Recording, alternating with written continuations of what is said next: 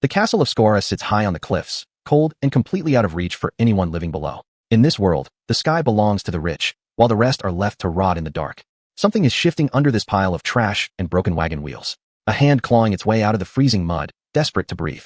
This is Vlad. He's an orphan, a slum dog, and right now, he's dragging himself out of the debris with a sword gripped in his hand like his life depends on it. His eyes are glowing a brilliant, unnatural blue, reflecting a light that shouldn't belong to a kid from the gutter. He's looking for a way out, and he knows he won't find it by being passive. He's kneeling in the snow, staring at the blade. He calls it a star, the only thing capable of cutting through the absolute dark of his reality. He makes his way to a backstreet smithy, where a single warm light cuts through the freezing night air of the slums. On the wall hangs a beautifully crafted knight's sword. It's clean, elegant, and completely out of place in a dirty workshop like this. Vlad just stands there, completely mesmerized. He whispers that no matter how many times he looks at it, the weapon still looks incredibly cool. Before he can get lost in his thoughts, a voice calls him out from the dark. It's Jemina, his childhood friend, and she already knows he's slacking off again. She stands there with her arms crossed, looking at him with a mix of frustration and genuine concern. She asks him if he's aware of how incredibly distracted he's been lately. Vlad tries to brush it off, complaining that he rarely gets a single moment to rest. But Jemina isn't letting him off the hook. She warns him that people in the slums are starting to talk. When Vlad asks what they're saying, Jemina leans in. She asks if he still hears those strange voices every time he holds something as simple as a stick. She sighs, wondering what kind of terrible sin Vlad must have committed in his past life to end up with a curse like this. And honestly, she's not entirely wrong to worry. Not long ago, Vlad was struck by a bolt of black lightning from a completely clear sky, a freak accident that changed his entire biology. Jemina tells him he needs to stay put at their candle shop. The town has a new bishop who used to be a high-ranking inquisitor, and if he catches wind of Vlad's peculiar signs, it's an immediate trip to the burning stake. Vlad mutters a curse, but Jemina snaps at him to stop inviting misfortune. Vlad thinks she's being paranoid, but in a place like this, paranoia is the only reason people survive to C20. Jemina points out that half the slums saw him get struck by that lightning, and if the church targets him, he's done. Vlad dismisses it, claiming he won't get dragged to a cell just for looking at a sword. She tells him to just buy the damn thing on credit then, but Vlad knows the backstreet blacksmith isn't running a charity. Jemina asks how much the old man is even asking for it. Vlad drops the bomb. 5 gold coins. That is an astronomical amount of money for a slum dweller. Vlad smirks, saying that for 5 gold, he could eat and party for a whole year instead of buying a piece of iron. The elderly blacksmith overhears them and immediately loses his mind. He screams at them, demanding to know who they are calling a piece of iron. He charges out of his workshop, waving his hammer and screaming at them to get lost, calling them backstreet bastards who don't deserve to even look at his work. Vlad calmly asks who else is going to buy a knight's sword in a dirty alleyway, asking if the old man has finally gone senile. The blacksmith looks like he's about to pop a blood vessel. Jemina joins the shouting match, asking why he's even making swords for knights when he's practically on his deathbed anyway. The old man barks back, telling her he's making it because his life is almost over. He tells her to go back to her shop and wash dishes like the failure she is. Jemina is absolutely furious, screaming that she is a fully grown woman. Before a full-blown riot starts, Vlad places a hand on Jemina's head and starts dragging her away, apologizing to the old man as they make their exit. The blacksmith watches them leave, grumbling that Jemina has never truly starved a day in her life, which is why she's so full of attitude. But his words trigger a memory. Years ago, during a brutal winter, young Vlad, young Jemina, and young Ned huddled under a single tattered blanket, barely surviving on the scraps Vlad sacrificed for them. The old man turns back to his shop, but stops when he notices a deep footprint pressed into the dried mud where Vlad was standing. He looks out the door, sighing. He thinks Vlad should stop dreaming of swords and focus on surviving, because ambition in the slums is nothing but a death sentence. The old man grips the hilt of his masterpiece. He knows people born in the gutter almost never escape, which is why he refuses to sell this sword to anyone who doesn't have the strength to break their chains. He stares at the sharp edge of the blade. He's determined not to let his final, greatest creation rot in a back alley. Meanwhile, Vlad and Jemina walk through the dark, narrow streets. Vlad looks up at the glowing sky, thinking about how the stars look exactly the same, even when you're looking at them from a gutter, because some things are meant to shine on their own, no matter how much dirt you throw over them. This is Skora, a massive trading hub governed by the prestigious House of Bayezid, known across the land as the Lighthouse of the North. But under all that golden prestige lies a massive, sprawling shadow. The slums, a dumping ground where the city hides all of its ugly, dirty secrets. They walk past a local tavern and brothel called Rose's Smile, a loud, chaotic place where the desperate go to forget their lives. Suddenly, a massive, shirtless mercenary drags a woman onto the second-floor balcony by her hair, screaming that she scammed him. He rants that he's been a mercenary for 20 years and won't be fooled by fake drugs or cheap tricks. In this part of town, violence is the default language. Vlad arrives at the tavern carrying a fresh crate of candles. The mercenary spots him and immediately demands he go fetch the madam. The brute screams that if they want gold coins for their services, they need to actually deliver, accusing Vlad's shop of selling scam candles. Vlad's expression goes completely cold. His eyes begin to glow with that sharp, icy blue light again. The mercenary keeps shouting, complaining that the timer candle he bought burned out the second he took his shirt off. Vlad calmly asks what kind of fun he was expecting to have with a single 5-minute candle. Vlad tells him that if he's too broke to afford proper service, he should go home. The mercenary looks like he's about to explode. Vlad sighs, completely annoyed by the drama. He points toward the large grandfather clock standing in the tavern. He proposes a bet. They will light a candle right now. If it doesn't last a full 5 minutes, the mercenary can do whatever he wants. But if it does, Vlad looks him dead in the eye and tells him he's going to beat him to death. The sheer confidence in his voice is terrifying. The mercenary freezes. A cold sweat breaks out on his forehead as he realizes this kid isn't bluffing. For a split second, a massive, towering shadow with glowing blue eyes seems to loom behind Vlad, projecting an aura of absolute dread. Vlad crouches down on the wooden floor, strikes a match, and lights the candle. He asks the brute who the real scammer is. The clock begins to tick. The entire tavern goes dead silent as the mercenary stands on the stairs, sweating bullets. Everyone is watching. Vlad's eyes remain fixed and glowing, completely unfazed by the tension thick enough to cut with a knife. The candle finally burns down to a stub and goes out. The mercenary looks at the clock, his face pale with realization. He clenches his teeth, desperately trying to calculate the time, but deep down, he knows he lost the bet. Before he can even utter a word, Vlad's wooden staff cracks violently across his jaw, sending a spray of blood into the air. Vlad pins him against the wooden railing, his glowing eyes boring into the man's soul. He whispers that the 5 minutes are officially up. He doesn't give the brute a chance to recover, swinging his staff with brutal, practiced precision. Mercenary crashes down the wooden stairs, his massive body tumbling like a sack of potatoes. Vlad stands at the top of the stairs, looking down at him. He calmly tells the man that his life is forfeit today. The mercenary covers his bloody face, whimpering and begging the kid to wait. The tough guy act is completely gone. But Vlad has zero mercy for bullies. He rains down a flurry of strikes, asking how a 20-year veteran could be this soft. He strikes him again, bringing up the mercenary's comment about his mother. Vlad tells him it's really rude to bring up mothers to an orphan. The entire tavern watches in absolute silence as Vlad finishes the beatdown, telling the rest of the scum in the room to pipe down. The next morning, the sun rises over the quiet timber-framed buildings of Skora, but the peace won't last long. Inside a private room, a man is calmly slicing a sausage.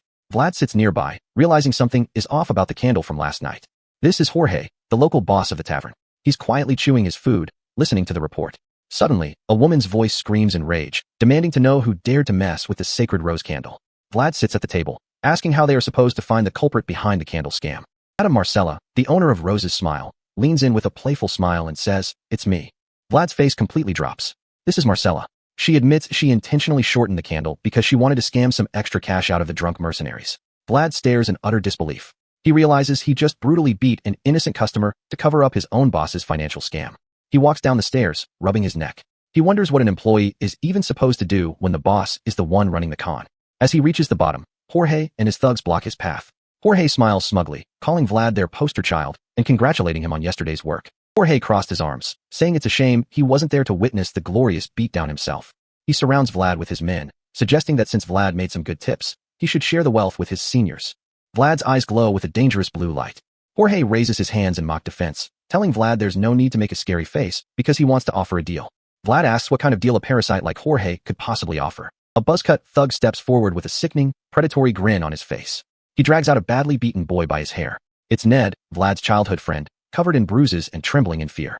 Jorge smirks, offering to sell Ned's freedom back to Vlad for 40 silver coins. The thug sneers, hinting that if Vlad doesn't pay, they might have to start cutting off Ned's fingers and ankles to teach him a lesson.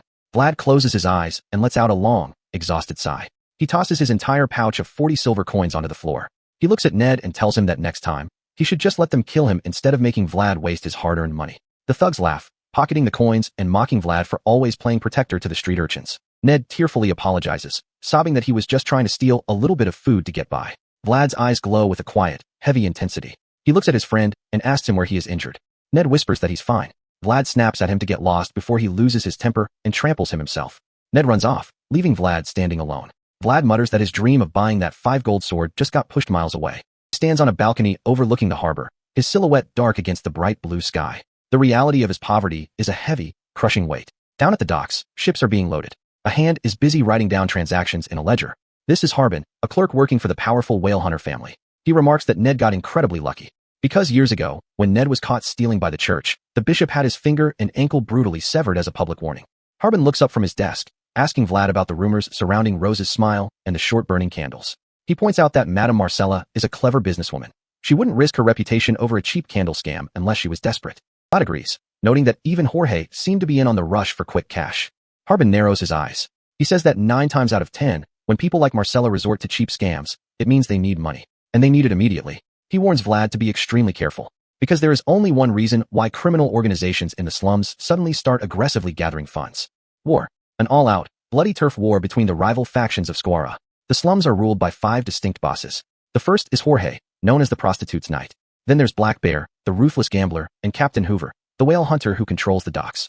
Finally, One-Armed Jack, a brutal man who hoards wealth like a dragon. Harbin's warning echoes in Vlad's mind. The darkest aspects of life always creep up on you when you least expect it. Just like right now. Vlad turns around to find his path completely blocked by a massive, silent crowd of thugs. From the shadows, a cold, gravelly voice calls out to him. It's One-Armed Jack himself, his massive steel hook reflecting the dim light. He grins, demanding to know where Vlad's boss is.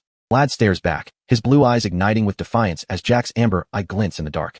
Jack's smile widens into a sinister grin. In the slums, ruin never gives you a warning before it strikes. One-Armed Jack is hovering over Vlad like a sleep paralysis demon. Vlad doesn't even flinch. He immediately asks if this sudden visit means a gang war is about to tear the slums apart. Jack's lieutenant doesn't appreciate a mere candle seller asking high-level political questions. He steps in, screaming in Vlad's face, demanding to know where Jorge is. Vlad locks his face into a blank slate. He plays the harmless, low-level worker card, claiming he just sells candles and doesn't know anything about the boss's whereabouts. The lieutenant is not buying the innocent act for a second. Vlad's calm demeanor is actively insulting to a guy who is used to making people beg for their lives. The guy slams his fist down, completely shattering the wooden table to make a point. It's a classic intimidation tactic, meant to break Vlad's composure. The impact sends Vlad's inventory flying through the air. All those candles, the ones Vlad sacrificed his childhood savings to make, are now just collateral damage. The entire tavern goes dead silent. In the slums, when a high-ranking thug starts breaking furniture, you look at the floor and pray you aren't next. The patrons are frozen. They know exactly how fast these standoffs turn into a bloodbath, and nobody wants to get caught in the crossfire of a gang war. The lieutenant looks down at the mess, grumbling that today's business is ruined. He's trying to assert absolute dominance, but Vlad's quiet silence is driving him insane. He points directly at Vlad's foot, ordering him to move. It's a petty power play, a test to see if Vlad will bend the knee and submit to the disrespect. Vlad's eyes ignite with that cold, supernatural blue light. He doesn't back down. Instead, he tells the giant to get rid of his foot. That's the breaking point. The lieutenant's face contorts in pure, unadulterated rage. No street thug can let a teenager talk to them like that and keep their reputation.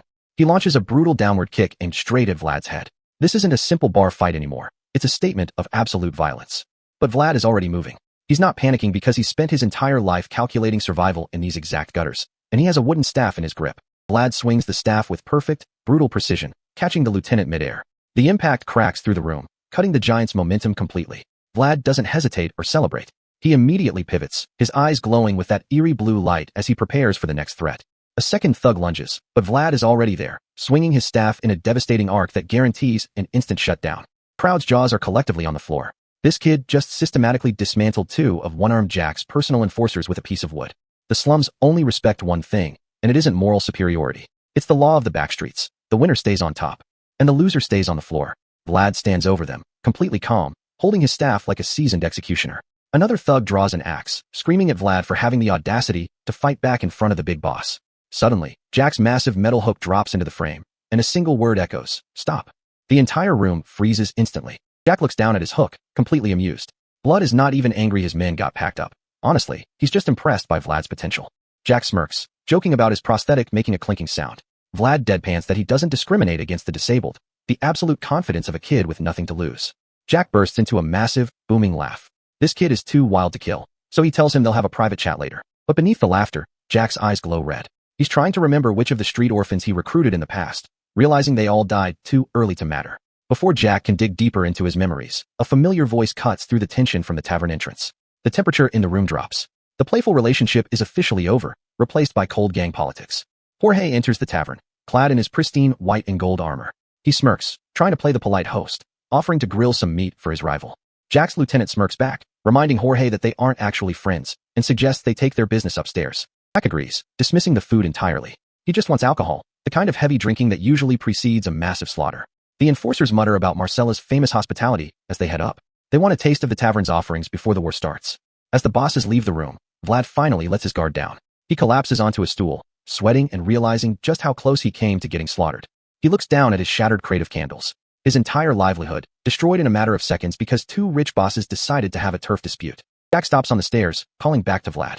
He mentions that Jorge has been bragging about his rising star. Jack tells Vlad he has an eye for talent, offering him a spot in his crew if he's tired of smelling like candle wax.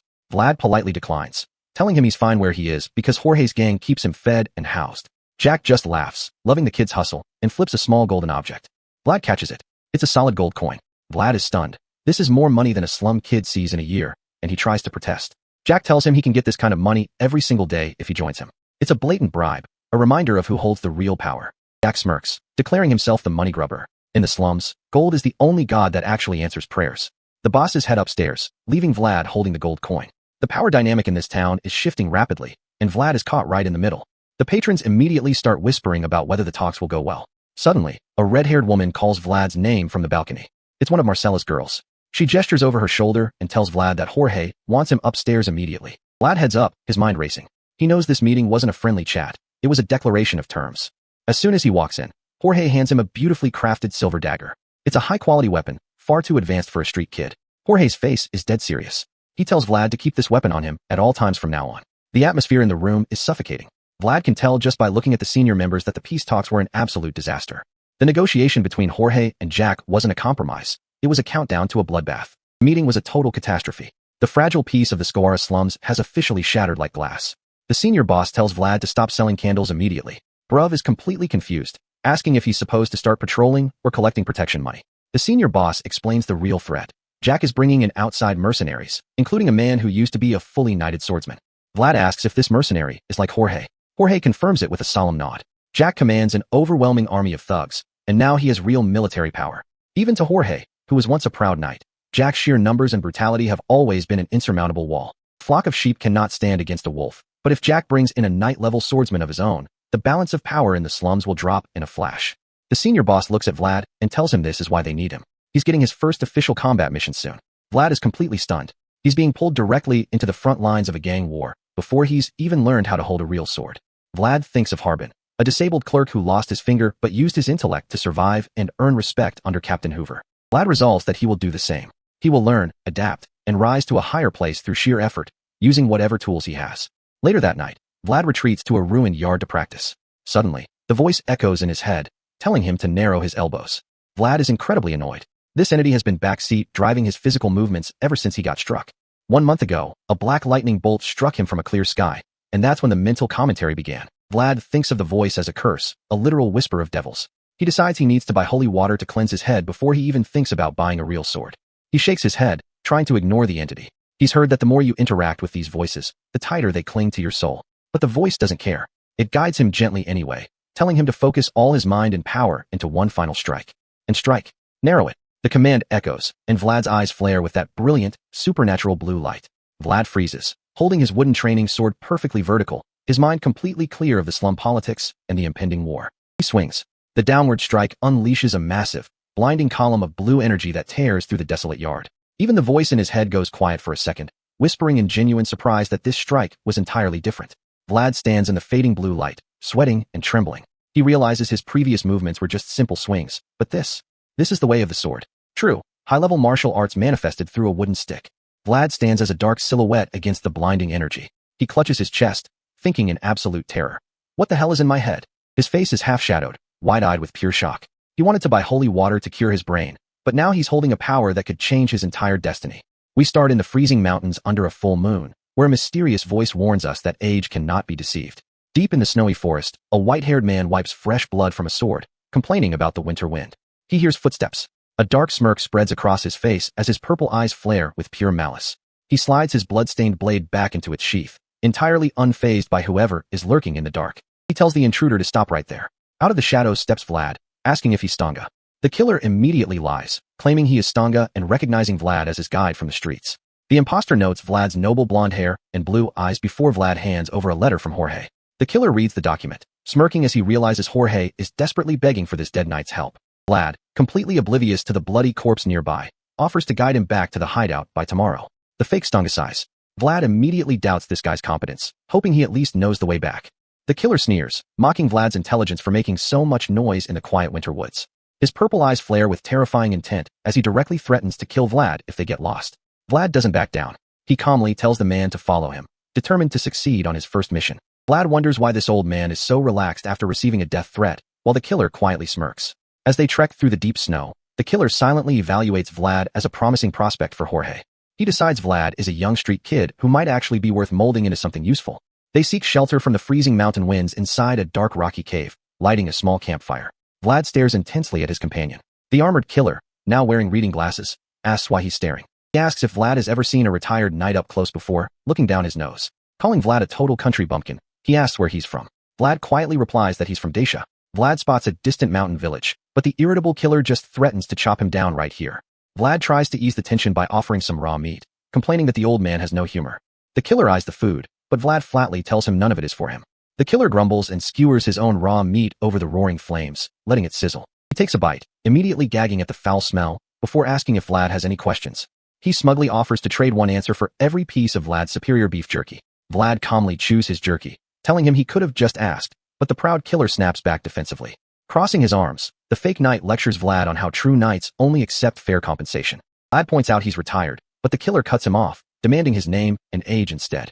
Vlad says he's 42, then looks up with glowing blue eyes, asking if the man can use aura. The killer smirks, claiming all knights can use aura, but utilizing it in battle is different. He challenges Vlad, asking if he can actually use it, and Vlad hesitates, unsure how to respond. Vlad's left eye suddenly flares with brilliant blue light as the voice in his head commands him. The killer watches Vlad's glowing eye in silence, continuing his lecture about a knight's proper compensation. He grips his sword hilt, claiming that sometimes even a proud knight needs to cheer himself up. Complaining about eating dry jerky, he prepares to show off, and Vlad watches with absolute childlike excitement. The killer stands and holds his sword vertically, his right eye flaring with a dangerous purple light. Vlad asks why he closes his left eye, completely fascinated by the high-level martial preparation. The killer focuses, reflecting his soul's inner world onto the imaginary water surface beneath his feet. Both of his eyes erupt with brilliant blue light, telling the kid to watch very closely. A massive column of blue aura bursts from the blade, radiating the true power of a knight. Vlad shields his face from the blinding energy, his left eye flaring with a distinct crosshair pupil. Under the full moon, the killer stands triumphantly, his sword enveloped in a magnificent, swirling blue aura. The display of power fades, and we transition to the dark, quiet stone walls of Skora at night. They arrive at the courtyard. Vlad complains about feeling like a bum, but the killer shrugs it off. The killer explains they must enter in secret, avoiding the main gate to protect their knightly honor. Vlad agrees that a knight is easily identified, and the killer promises him a hot bath inside. They creep through a dark, narrow alleyway, noting how eerily quiet the entire area is. Suddenly, both of them freeze. Vlad immediately senses that something is terribly wrong in this silence. Vlad looks down, realizing the enemy has already struck. The courtyard is littered with bloody, dead guards. Seeing the slaughter, the killer offers to show Vlad the secret back door used by their group. Vlad runs toward the main gate instead, shouting that he'll draw the enemy's attention away as a diversion.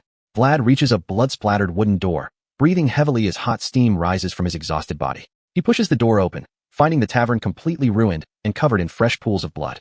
Inside the private room, Marcella warns a heavily bandaged, shirtless Jorge that Jack made the first move. Vlad asks if Jorge is alright. Jorge admits fighting a real knight-level opponent took a massive toll. Meanwhile, back outside, the white-haired killer asks a guard if they successfully brought the target in. Vlad assumes his guest has arrived safely, while Jorge vows to settle the score with Jack tomorrow. Jorge looks at his bandaged hands, determined to win, then asks Vlad how their new ally looked. Vlad reassures him, saying the retired knight seems like a genuinely good and highly reliable person. Vlad internally reflects on how nimble and powerful the man's body seemed during their snowy trek. Vlad boasts that the man can use aura beautifully, but Jorge's face instantly pales in absolute horror. Vlad hears footsteps creaking up the stairs, smiling as he assumes their savior is finally here. Jorge grabs Vlad, his voice trembling as he asks if the man actually used real aura. Vlad steps forward, gripping his sword hilt to protect his boss as Jorge delivers the terrifying truth. Jorge reveals that the real Stanga doesn't know how to use aura at all. Vlad freezes in shock. The door creaks open. The white-haired assassin stands in the doorway, holding a fresh, blood-stained sword. His right eye flares with a corrupt purple light. He smirks at the injured Jorge. It's been a while, senior. A dark leather glove slowly drags a white cloth down a blood-slicked blade. Godwin is feeling his age, his joints creaking in the freezing mountain air as he cleans his weapon. He sits in the quiet of the snowy forest, entirely detached from the violence he just committed. The blood of his target is still warm on his hand. The real Stanga lies dead in the snow, eyes rolled back. Godwin wonders if the kid who came to find him was genuinely stupid or just completely blind. Back in the hideout, Godwin stands in the arched doorway. Jorge, shirtless and heavily bandaged, holds his sword, immediately recognizing the threat. Godwin notes how much Jorge has changed since deserting. Jorge wants to know why Godwin has hunted him down now, only to hear 3 devastating words. Count Gaidar is dead. The news hits heavily. In his mind, Jorge sees the old Count lying in his cold stone sarcophagus, hands clasped over his sword. Godwin casually pours a drink, explaining that the Count's death is being kept secret due to political complications. His left eye flares with a corrupt purple light. He raises the glass with a hand still stained in fresh blood. It's a calculated, mocking gesture designed to push Jorge over the edge. Godwin offers a mock toast to their dead leader, his face showing absolutely no remorse for the chaos he is unleashing. Jorge snaps. He grits his teeth in a blind rage and reaches for his sword, unable to stomach Godwin's disrespect. Jorge lunges forward with everything he has left, his bare, tense chest closing the distance in a fraction of a second. Godwin doesn't even move. He just watches Jorge's reflection hurtle toward him through the amber liquid, adding that the toast is also for the new Count, Siegmund. The mention of Siegmund, the man who likely orchestrated this entire tragedy, drives Jorge's blade forward with explosive, desperate force. Shards of glass and golden alcohol scatter through the air as Marcella and Vlad watch the two veteran warriors clash in absolute shock. Godwin parries the strike easily, delivering Siegmund's first official order, the deserted knight, Jorge, must return to base immediately. Jorge screams Godwin's name, rejecting the command with every fiber of his being. Siegmund is a tyrant, not his liege. The impact of their blades creates a blinding flash. Godwin smirks, knowing the new Count never actually expected Jorge to come back alive anyway. They lock blades, the metallic screech echoing through the room. Vlad watches the exchange, realizing the terrifying gap in power between these two men. Godwin speaks with cold authority, reminding Jorge of the hierarchy. But Jorge's loyalty died the moment his honor was compromised. The sheer pressure of Godwin's physical strength forces Jorge back. Godwin is treating this like a routine chore, completely unfazed by Jorge's emotional fury. Godwin's purple eye gleams in the darkness. He knows Jorge has no cards left to play, and this entire rebellion is just a slow suicide. Their struggle spills into the storage racks, shattering wood, and sending barrels crashing to the floor as the structural integrity of the hideout begins to fail. The violence escalates rapidly. Godwin moves with the precise, lethal efficiency of a man who has spent decades surviving on the battlefield. Godwin launches a devastating mid-air kick, utilizing his entire body weight to shatter Jorge's guard and send him crashing through the debris. Vlad tries to intervene, but the sheer force of the impact sends him flying backward, his boots sliding uselessly across the splintering floor. Seeing the ceiling beams splintering, Vlad lunges to grab Marcella, pulling her out of the way of the falling timber just in time. Vlad carries Marcella through the doorway to the safety of the balcony, desperately shouting to the rest of the gang below that they are under attack. Downstairs, the gang members hear the commotion. The man with the earring gestures wildly, trying to organize a defense as the ceiling groans above them. Vlad looks back into the ruined room, his eyes wide with panic. He can see Jorge is completely cornered and running out of time. Vlad leaps back into the fray, locking swords with Godwin in a desperate bid to buy Jorge a few precious seconds to recover. Vlad's left eye flares blue as he struggles against Godwin's monstrous strength. Marcella screams in terror from the balcony, watching the ceiling collapse. Godwin drops down like an apex predator. The gang members can only watch in absolute horror as Vlad is enveloped in a strange, crackling blue aura. Godwin looks down at the bleeding Jorge, mockingly pointing out that his junior has always had a habit of making incredibly foolish decisions. A sudden, violent shockwave rips through the center of the room, throwing the remaining gang members off their feet as smoke fills the air. Godwin is momentarily caught in the blast, coughing heavily as he pushes himself up from the splintered floorboards, his armor covered in soot. Vlad stands over him, sword drawn, his posture rigid as he tries to process the sheer scale of the violence that just occurred. Godwin's purple eyes narrow. He realizes this kid isn't just some random street urchin. There is something deeply unnatural about the way he holds his blade. A silver dagger flies through the smoke. Godwin reacts instantly, deflecting the projectile with a precise, metallic clink of his sword. The deflection is effortless. Vlad's eyes widen in shock at the speed of the mercenary, who looks back with cold, murderous intent. Godwin lunges forward, his blade aimed directly at Jorge. Vlad screams for his boss to dodge, his voice cracking with desperation. Vlad's eye flares with panic as he watches Jorge struggle to even stand, his body completely broken from the previous clashes. Godwin sweeps his blade in a wide arc, clearing the space around him with a brutal, heavy strike that echoes through the ruined building.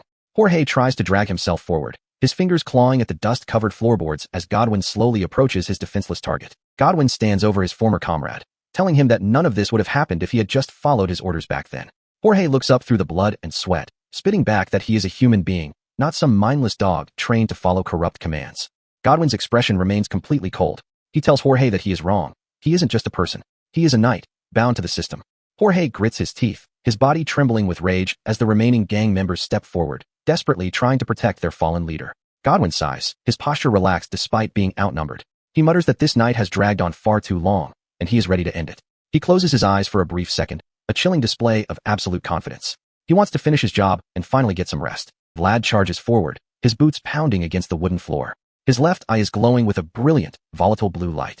He raises his sword, and a colossal pillar of blue energy erupts from the blade, illuminating the entire ruined room in a blinding flash. Blood has triggered something he can't control. The sheer volume of magical energy overflowing from the blade leaves Vlad screaming in panic. The voice in his head screams a frantic warning, but it's too late. The power has already broken past Vlad's limits. Vlad screams as the raw, unrefined magic tears through his body, threatening to consume everything around him in a massive explosion. The sheer pressure of the expanding energy binds everyone in the room, freezing the gang members in place as the air grows heavy. Even Godwin is forced to grit his teeth against the overwhelming pressure, his purple eyes widening as he realizes the kid is channeling true power. Vlad is swept up in the center of the magical storm, his body suspended in the air as wild arcs of blue energy crackle violently. Complex, glowing geometric sigils manifest in the air, the ancient language of the sword path aligning to unleash a devastating strike. Vlad shields his face as the magical pressure reaches its absolute peak, sending massive beams of blue light tearing through the roof of the hideout. The building's structural framework completely gives way under the force of the blast, collapsing into a chaotic heap of timber and dust. The dust slowly settles over the ruined interior. Vlad kneels amidst the wreckage, clutching his head in agony as his left eye glows faintly. Vlad looks up and freezes. A massive, dark exclamation mark floats in his vision, a chilling, game-like warning system notifying him of the absolute slaughter.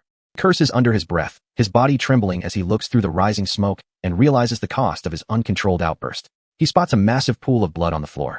Panic seizes him, and he screams Jorge's name into the silent, ruined room. In this moment of despair, Vlad's mind drifts to the man who saved him from starvation in the freezing back alleys of Skora. Jorge was his anchor, the one person who acknowledged his existence and represented the absolute peak of strength in Vlad's childhood world. That childhood illusion is violently shattered. Under the cold blue moonlight, Godwin stands victoriously, holding the unconscious, bloodied Jorge by his hair. The sight of his protector completely broken triggers a primal trauma within Vlad, his world instantly collapsing into a dark, suffocating rage. Consumed by fury, Vlad's eyes glow a solid, blinding white. The voice in his head screams at him to stop, but Vlad is past listening. With a guttural scream, Vlad lunges forward, pouring every ounce of his remaining strength and anger into a single, desperate downward swing. He unleashes a massive, crescent-shaped energy slash that tears through the air, aiming to slice Godwin in half. Godwin easily parries the blow, but he is internally stunned. He wonders how a mere street rookie could possibly possess the legendary way of the sword. Vlad grits his teeth, his face smudged with dirt as he struggles against the overwhelming physical superiority of a true, knight-level combatant. Godwin smirks, a terrifying shadow cutting across his scarred face. He is genuinely impressed by the sheer, unpolished talent standing in front of him. Vlad swings again, screaming in a desperate attempt to break Godwin's guard, but raw emotion cannot bridge the massive gap in training. Godwin counters with blinding speed, a sudden flash of light illuminating the room as he slips past Vlad's wild strike. With a swift, brutal strike, Godwin knocks Vlad backward, sending the boy crashing heavily onto the dusty, ruined floorboards. Godwin notes that Vlad is a natural. The boy instinctively twisted his body midair to absorb the brunt of the impact, saving his own life. Vlad lies collapsed in the dirt, gasping for air. The voice in his head frantically urges him to stay conscious, refusing to let such a rare talent die here. Godwin looks down at the defeated boy, silently contemplating the massive potential he just witnessed. He knows this sprout will eventually hunt him down. The moment triggers a memory of Godwin's own youth, standing in a sunlit clearing while his own mentor casually lectured him on the joy of watching potential grow. Godwin smirks, making his decision. He decides to spare Vlad's life, finding the prospect of a future rematch far too entertaining to pass up. Godwin stands over the trembling boy, calmly stating that knights only take fair compensation. Vlad looks up through his tears, entirely confused. Godwin admits he lied. His name isn't Stanga, and he isn't 42. Bruv really just used a dead man's identity to walk straight into their house. Since the compensation Vlad received was based on a lie, Godwin tosses a gold coin back to the floor. But he is keeping Jorge as his actual prize. He turns to leave, dragging the unconscious leader of the gang behind him. Vlad is left kneeling in the dirt, completely powerless to stop him. Vlad stares at the mercenary with absolute, unadulterated hatred, whispering a solemn promise through his teeth. I'm going to kill you. Godwin warns him not to throw his life away over a piece of beef jerky. He turns and walks away, his heavy footsteps echoing through the ruined room. Vlad drags himself up, screaming Godwin's name with every single drop of air left in his lungs, cementing his blood oath of vengeance. Godwin's voice echoes back from the shadows of the stone corridor, mockingly accepting the challenge. He welcomes the hunt. Tears of rage stream down Vlad's face as he lets out a final, desperate scream into the empty, ruined hideout. The war has only just begun. Vlad is dragging his broken body through the freezing snow, with Jemina desperately holding him up. He is severely wounded from the building collapse, and if he collapses here, Jack's mercenaries will find them and end this before it even begins. Their boots stumble blindly through the frozen mud. Vlad clutches his side, his shirt already soaked in fresh, warm blood. One wrong step and his internal injuries will bleed out right here in the gutter. He is gasping for air, his vision starting to blur. The physical toll of unleashing the way of the sword, without any proper training, is literally tearing his young body apart from the inside out. In his fading consciousness, a cold memory of a dark-haired woman stands over him. Her voice demands that he get up, because in the slums of Squara, lying down on the floor is synonymous with dying. She doesn't offer him comfort or a hand to help him up. She offers a harsh survival reality check. If Vlad stays down, he simply becomes another nameless corpse buried under the winter snow. Her eyes are completely devoid of pity as she strikes him in his memory, forcing his mind back into his body. Pain is the only anchor that keeps you awake when your physical form is shutting down. She demands to know if he truly understands the fundamental difference between the gutter rats of the slums and the wealthy nobles living across the cobblestone streets. Vlad looks up from the floor, desperate and broken. The lesson is simple. Those with status have a safety net to catch them, while those in the slums are operating without a harness. It all comes down to opportunities. The wealthy can fail 100 times, lose fortunes, and still wake up in a warm bed because their class protects them from the consequences of their mistakes.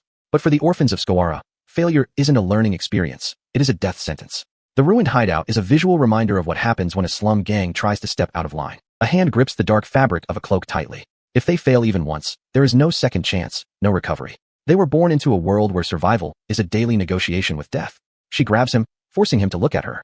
He cannot afford to waste the single, desperate opportunity he has been given to escape this cycle of poverty and violence. Vlad's eyes flare with that unnatural blue light as he struggles on the cold ground. The physical toll of the awakening is clear, but his resolve is the only thing keeping his heart beating. Back in the freezing reality of the stone corridor, Jimena is begging him to rest, but Vlad refuses.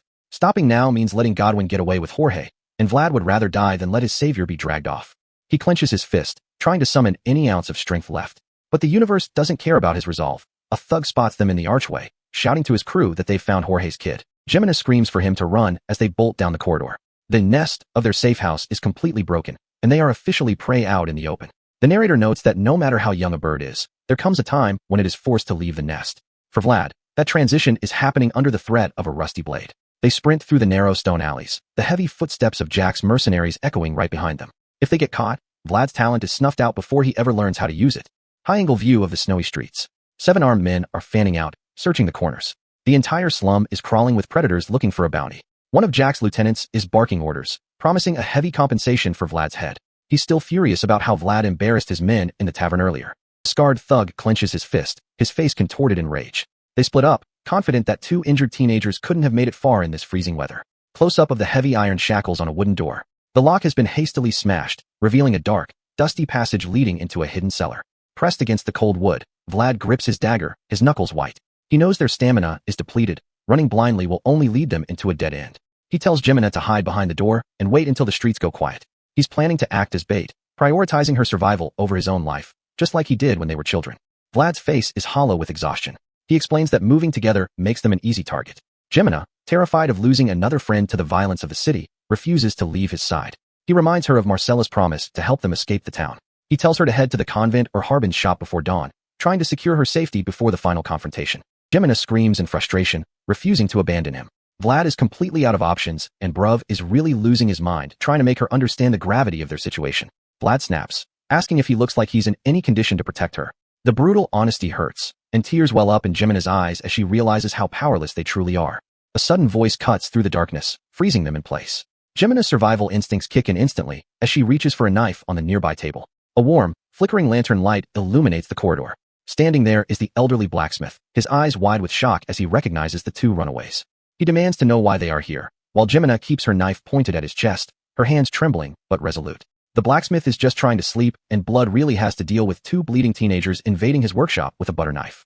Jimena is hysterical, screaming that she will actually stab him if he takes a step. The old man just stares at her, seeing right through her desperate bluff. The silence stretches between them. The blacksmith looks at the blood on Vlad's shirt, then at the terror in Jimena's eyes, and realizes the gravity of what has happened. He calmly tells her to put down the knife, but Jimena has a different plan. She glares at the beautiful knight's sword mounted on his wall and demands it. The old man is stunned. He warns her that taking that weapon and heading outside the town walls is a suicide mission for kids who don't know how to wield it. Jimena doesn't care about the warnings. She screams that she isn't joking. Vlad tries to intervene, begging her to drop the weapon before she makes things worse. She demands the sword again, her voice cracking. She remarks that this desperate, ugly struggle is the true nature of those born in the back alleys. The blacksmith looks at her. He knows the desperation of the slums all too well, the lengths to which people will go just to secure a single day of survival. Jimena looks down at the knife, her resolve hardening. If she has to sacrifice her dignity to save Vlad, she will do it without a second thought. Tears stream down her cheeks as she raises the blade. The old man watches, expecting her to attack him, but her target is different. With a sharp cry, She grabs her own hair and slices it off with the knife. Vlad screams her name in absolute horror. The old blacksmith's eyes widen. In this world, a woman's hair is her pride, her identity, and she just sheared it off in a single, desperate motion. Vlad can only watch in silence, his blue eyes reflecting the sheer weight of her sacrifice. She's giving up everything she has left to buy him a chance. Jemina stands with her head shorn, holding the long, vibrant red locks in her hand like a trophy of her own desperation.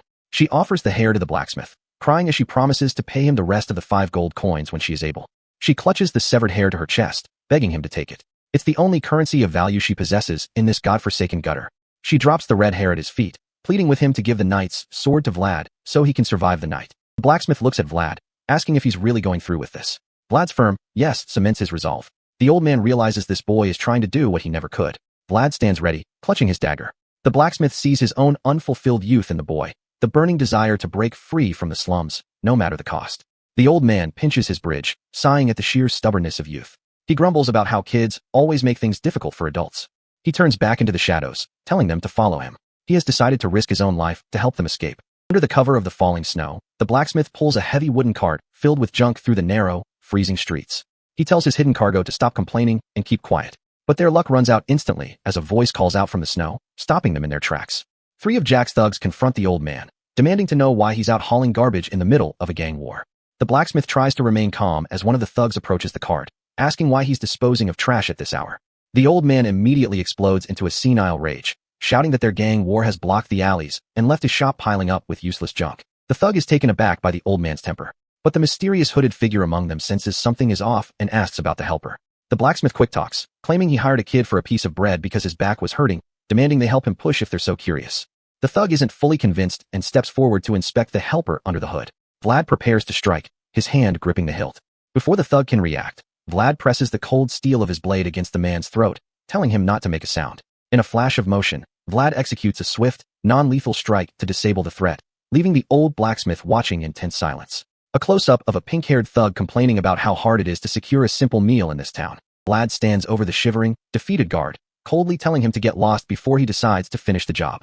The blacksmith screams at the remaining thugs, playing up the distraction. He mentions that Jorge's golden-haired kid is the only one missing, redirecting their focus. He commands the guards to check the cart thoroughly, acting completely innocent while Vlad hides silently beneath the piles of heavy iron debris. Vlad lies perfectly still under the trash, his blue eye glowing in the darkness. Jemina and the blacksmith hold their breath as the guards approach. The guard with the sword decides against digging through the dirty cart, telling his partner to move on and search elsewhere. The blacksmith continues pushing, his heart hammering. He knows there is no turning back now. They are completely committed to this escape. Suddenly, the spear-wielding guard stops, his eyes narrowing as he looks back at the cart. He suspects something is hidden beneath the surface. The tension is thick enough to cut with a knife as the guard stands over the cart, his shadow looming over the hidden Vlad. Beneath the junk, Vlad tightly grips his sword, preparing for the worst. He knows if he is discovered here, he will have to slaughter his way out. The guard suddenly drives his long spear straight down into the pile of debris with a violent thrust, looking to pierce any hidden cargo. The blacksmith and the pink-haired kid freeze in terror, expecting a scream of pain from beneath the iron junk. But there is only silence. Vlad's glowing blue eye remains steady in the dark. He either caught the spearhead or avoided it by inches. The spear-wielding guard pulls his weapon back, looking down. He remarks that there must be a reason for their desperate flight. He tells them to go on, intentionally turning a blind eye to the escape. The blacksmith quickly starts pulling the heavy cart away before he changes his mind. A brief memory flashes in Vlad's mind. A young boy with a bruised face explaining that this is how he's paying back a debt of 40 silver coins to Jorge. The guard, Otar, watches them go. He let Vlad escape because Jorge once spared his family over a debt, showing that mercy eventually comes full circle.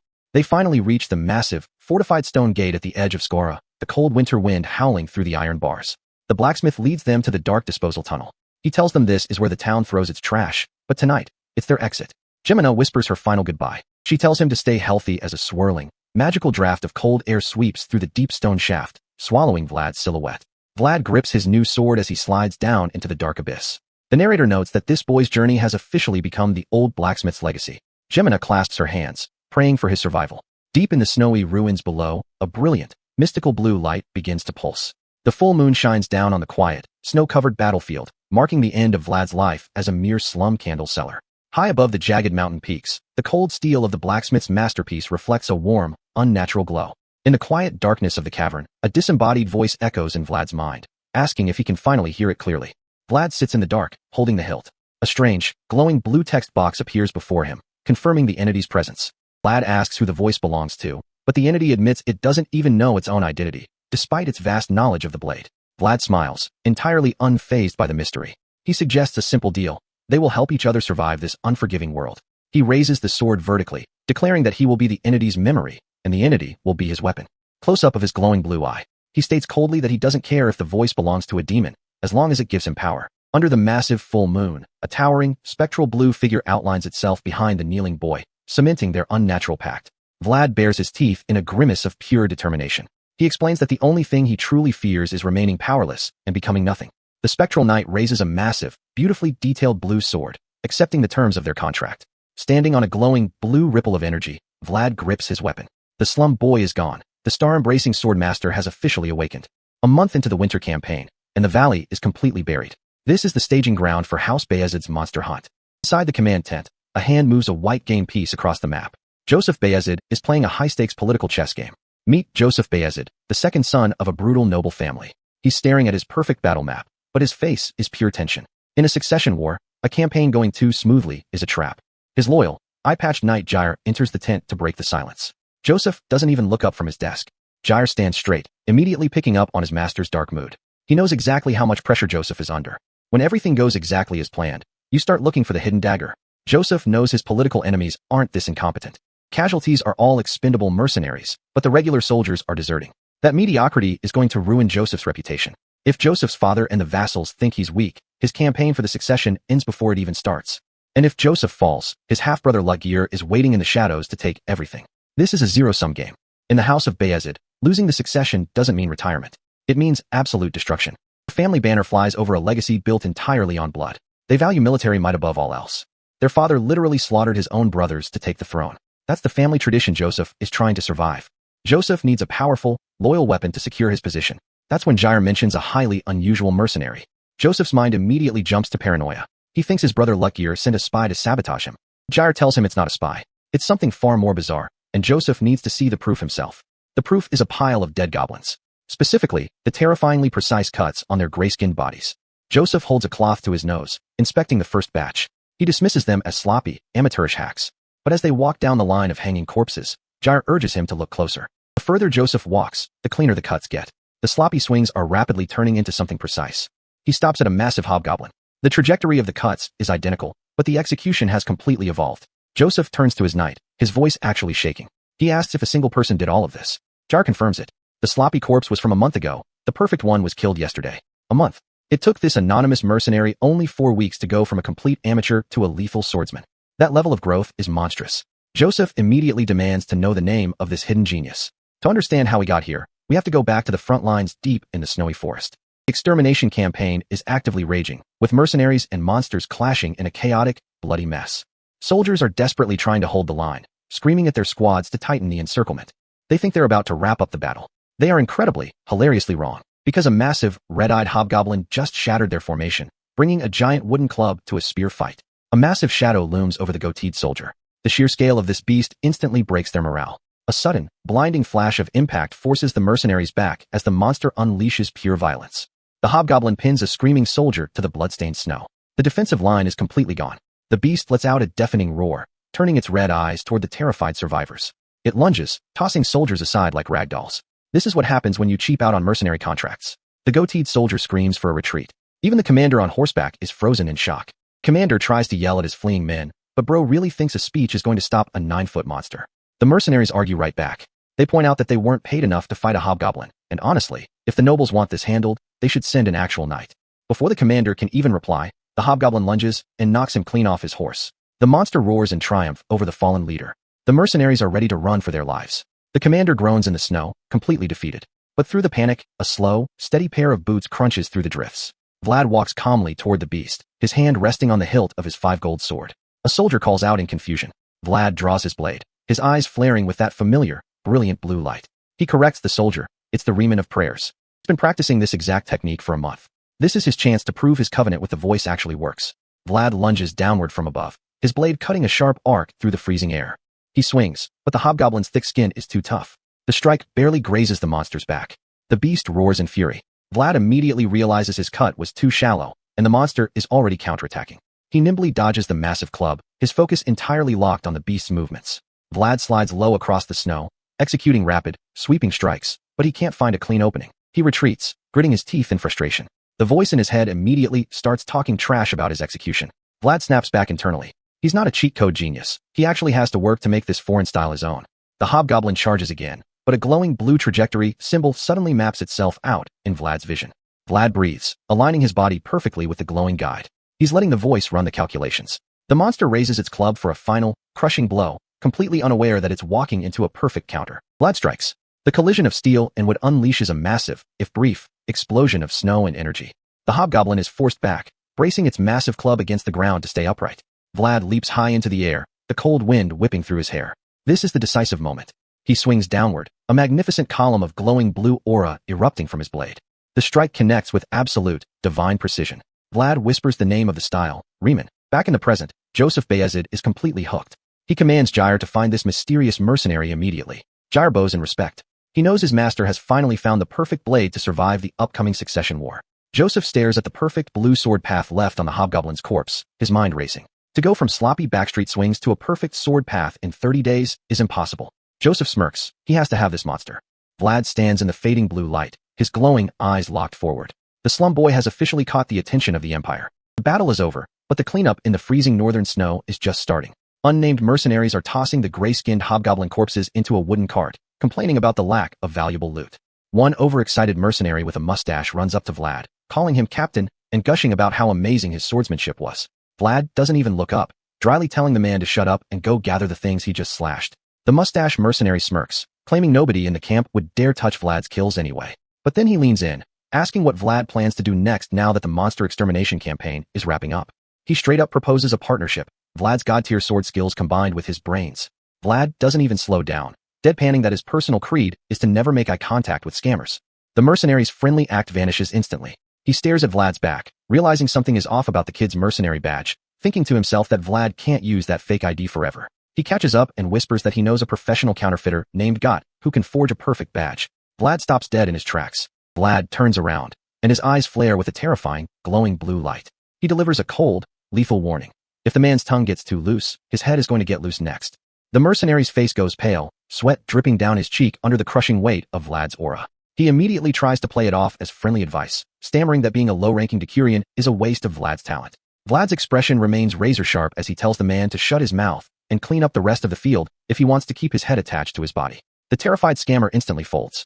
Vlad watches him scurry off, internally noting that he really needs to teach this guy a proper lesson later. He turns and heads deep into the quiet, snowy forest. Other mercenaries watch him leave, wondering if Riemann, the fake name Vlad is using, is going off to prey again. They've grown to respect his quiet, bizarrely disciplined routine. Vlad kneels in the deep snow, planting his sword vertically into the frozen ground. To the onlookers, he looks like a tragic, noble knight from a painting, completely out of place in a dirty mercenary camp. They whisper among themselves, convinced that a guy who looks this majestic while kneeling in a freezing forest must secretly be a noble who fell from grace. In reality, Vlad is internally screaming. He's scowling in absolute frustration because he still can't execute his sword strikes perfectly in one clean shot. The mysterious voice in his head immediately starts backseat driving, calling him an idiot and claiming the secret to one shot, one kill, always comes when you least expect it. The voice gives him the most useless, abstract tutorial ever. Just lift the sword, lean your body so they go SSK, and then go whoosh. Vlad is just standing there like, are we seriously doing onomatopoeia training right now?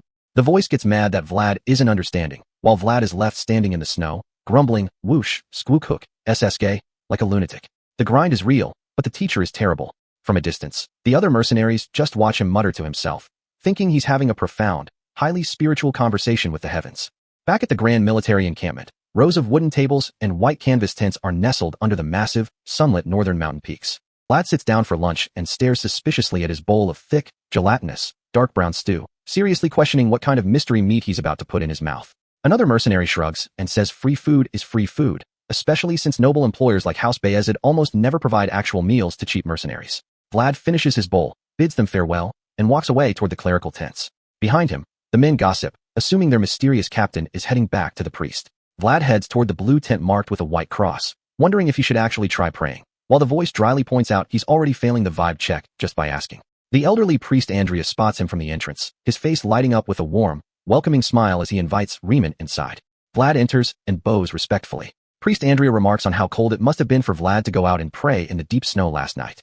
Vlad puts on his most pious, holy face, telling the priest that the cold doesn't matter when you're held in the Lord's arms, while internally cursing out the voice's useless, whoosh, SSK tutorials. Priest Andrea laughs heartily, completely charmed, telling Vlad he acts more like a priest than he does. Vlad's poker face is honestly undefeated at this point. A young acolyte named Jiang enters to announce that breakfast is ready. The table is set with fresh bread, cheese, and soup, looking infinitely better than the camp's mystery meat. Andrea places his hands on Vlad's shoulders, insisting they eat together. Vlad tries to politely decline, but the priest immediately transitions into leading a prayer. Vlad clasps his hands and recites a flawless, deeply moving blessing, thanking God for the food and praying for the strength to do good. Andrea is completely moved by the boy's apparent purity. As Vlad kneels before the glowing yellow cross, the priest watches him, convinced he is looking at a truly faithful, honest soul. But the narrator notes that even in this peaceful, humble place, Vlad's soul is bound to a different destiny, a vision of a blood-stained battlefield covered in embedded swords under a dark, chaotic sky. Andrea finishes the prayer with an amen and happily tells Vlad to start eating. Vlad immediately digs into the fresh wheat bread and warm soup, internally celebrating because he's finally eating actual human food instead of gray sludge. But the peaceful lunch is cut short. Andrea mentions Vlad's incredible, rapidly evolving swordsmanship, revealing that his skills have officially reached the ears of Sir Joseph Bayezid. The priest explains that Sir Jair, Joseph's terrifying personal knight, came by 2 days ago inquiring about him. Vlad tries to act casually surprised, but the panic is definitely setting in. Andrea smiles warmly, telling Vlad he highly recommended him to the nobles. Vlad's face freezes, his mouth full of bread as he realizes his quiet cover has just been completely blown. The priest happily talks about how the House of Bayezid is a prestigious noble family, and how landing a job with them would rescue Vlad from his current miserable mercenary life. Vlad swallows his food hard. He is in absolute, silent panic. The priest thinks he's helping, but he's actually fast-tracking Vlad to a noble interrogation. Vlad walks back out into the snowy forest under a clear blue sky, his mind racing as he mutters that this situation has gotten incredibly difficult. He kneels in the snow, realizing his desperate need to practice his swordsmanship has drawn way too much attention. He wonders if staying close to the priest was a massive tactical error. Vlad looks down at his blade. He had a specific reason for hanging around the church. He needed to confirm if the black lightning and the voice in his head made him some kind of evil, demonic existence. Priest Andrea is highly renowned for his immense divine power. Since the holy priest didn't sense any evil or corruption in Vlad, Vlad finally had proof that his soul was still clean. Now, the risk of staying is too high. Vlad contemplates running away immediately, but the voice chimes in, suggesting the nobles might turn a blind eye to his fake ID because of his talent. Vlad shoots that down instantly. If the nobles investigate his background, they'll discover he killed a mercenary in Shoera, which means he'll face identity forgery and murder charges. The voice casually calls him a heinous criminal. Vlad points an accusatory finger at his own sword, reminding the voice that it's an accomplice in all of his crimes. The voice agrees that running away is the smartest play, so Vlad resolves to slip away tonight. His plan is to drag the counterfeiter god along to forge a new identity badge. But before he can even finish the thought, the voice suddenly warns him. I think it's going to be difficult to run. The voice warns that a massive presence is approaching from behind, an energy level belonging to at least an advanced knight. Through the snowy trees, a dark, menacing silhouette appears. Vlad reacts on pure instinct, spinning around and lunging with a desperate strike, but the figure parries it effortlessly. It's Sir Jair, the eye-patched knight of Bayezid, who just mutters, "Huh?" Vlad is stunned, realizing Jair completely read his presence. Meanwhile, Jair looks down at the kid, internally noting that Vlad's combat reflexes are even better than he anticipated. Jair sheathes his massive blade and calmly announces that Sir Joseph wants to see him. Vlad is hit with a wave of instant regret, wishing he had run away without overthinking. But Vlad refuses to show weakness. He channels his inner gambler, reminding himself that an unwavering poker face is the ultimate defense. He looks Jair in the eye and smoothly replies that it's an honor. Jair asks if Vlad knew he was coming. Vlad calmly lies, saying the priest warned him, though he didn't expect the knight to arrive this early. Vlad is trying to play cool, but the stakes are life and death.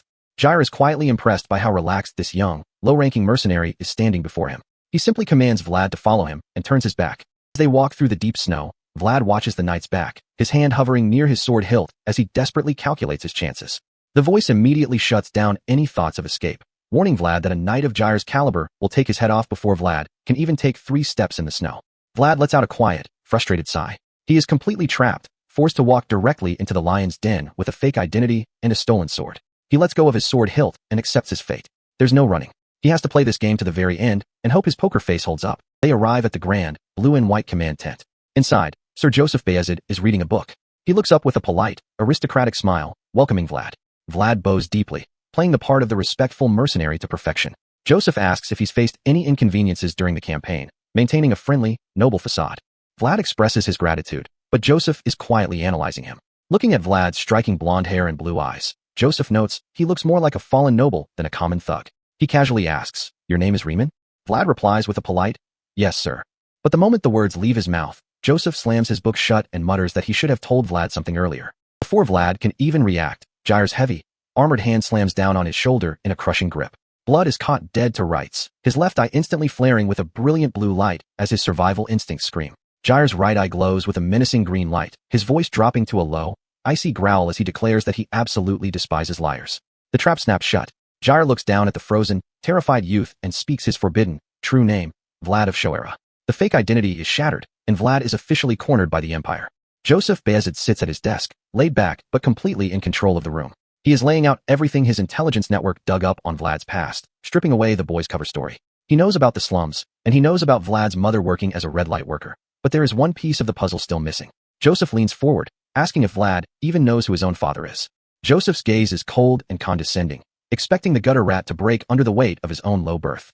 But Vlad doesn't flinch. His eyes flare with that brilliant, defiant blue light as he fires back, mocking Joseph for asking such a stupid question to a red light worker's son. Jair doesn't tolerate disrespect toward his master. Before Vlad can even finish his sentence, the eye-patched knight moves with blinding speed, striking Vlad's lower back with a heavy burst of blue aura. The impact is brutal, sending Vlad crashing heavily to his knees on the tiled floor. The sheer physical disparity between a street rat and an advanced knight is laid bare in an instant. One casual strike is all it takes to put Vlad in his place. Jair stands over him like an absolute wall, telling him to know his limits. But Vlad has spent his entire life surviving things that should have killed him, so he clenches his teeth, forces his body back up, and mutters a cold no. Joseph is actually amused by this display of pure, stubborn survival instinct. He walks over, noting that Vlad's entire Riemann identity is a sham, likely stolen from some dead mercenary in a ditch. Joseph looks down with those glowing purple eyes, demanding to know the truth. He knows Vlad fled Shoera, but what he really wants to know is where a common street urchin learned high-level swordsmanship. Vlad's mind is racing as he stares back, sweat dripping down his cheek. He knows that if he mentions the voice in his head, they will view him as a demon-possessed madman and execute him on the spot. So he has to construct a flawless lie right now. Jair slowly draws his sword to keep the pressure on, the metallic ring of the blade filling the quiet tent. Vlad clenches his jaw tightly, his survival instincts screaming as he prepares to deliver his fabricated story. Vlad kneels, channeling his blue lightning aura to make his lie look like a genuine martial awakening. He tells Joseph that his skills came to him like a sudden lightning strike. Joseph listens intently as Vlad describes a mysterious, unnamed master who supposedly trained him and then vanished without a trace. Vlad keeps his expression completely locked down, explaining that this master refused to reveal his identity but left him with a singular legacy. To make the lie believable, Vlad visualizes a legendary, muscular warrior surrounded by jagged blue energy. He claims this master told him his swordsmanship was a secret art that should never be shown to another living soul. Vlad's eyes are completely steady as he finishes the story. Joseph watches him closely, trying to spot a single tremor or hesitation, but Vlad's absolute commitment to his own survival makes the lie indistinguishable from the truth. The tension suddenly breaks as Joseph accepts the explanation, even apologizing for his knight's rough handling. Vlad internally lets out a massive sigh of relief, realizing his gamble actually worked, before playing along and admitting he is in a desperate spot.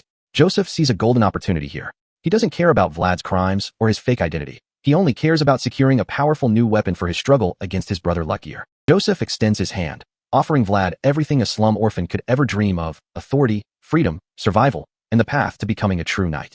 Joseph officially offers his backing under the crest of House Bayezid, promising to elevate Vlad to a position where no one from the slums can ever touch him again. The deal is struck in the glowing blue light of the command tent. Vlad is no longer just a runaway street rat. He is now a secret asset bound to the second son of House Bayezid.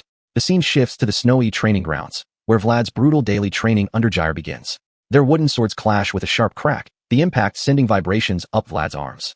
A crowd of mercenaries gathers in the snow to watch the one-sided beatdown, gossiping about whether the street kid has actually been taken in as Jair's personal disciple. Jair is using these sessions to test the absolute limits of Vlad's physical endurance, showing no mercy as he forces the boy to defend himself against a veteran's weight. Vlad is forced into a defensive crouch, his wooden blade splintering under the sheer force of Jair's overhead strike as he groans in pain. Jair mocks him openly during the fight, calling his skills mediocre and asking how he expects to stand proud in front of Joseph with such shoddy swordplay. Vlad tries to analyze the combat while under constant pressure, realizing that Jair's movements are too fast to dodge and his strikes are too heavy to block directly. Instead of giving up, Vlad's eyes narrow as he searches for a gap in the knight's defense, resolving to find a way to redirect the kinetic energy of the blows. He braces himself, locking his wooden sword against Jair's incoming strike to absorb the initial impact. Vlad nimbly slides his blade along Jair's weapon, turning the defense into a rapid, sweeping counteroffensive. He lunges forward with a powerful downward swing, the wooden blade cutting a sharp arc through the cold winter air. The watching mercenaries cheer in surprise as Vlad actually manages to break through the defensive line and force a direct clash. Jair sheaths his training weapons, ending the morning session and leaving Vlad collapsed in the snow, panting heavily and frustrated that he couldn't land a clean hit.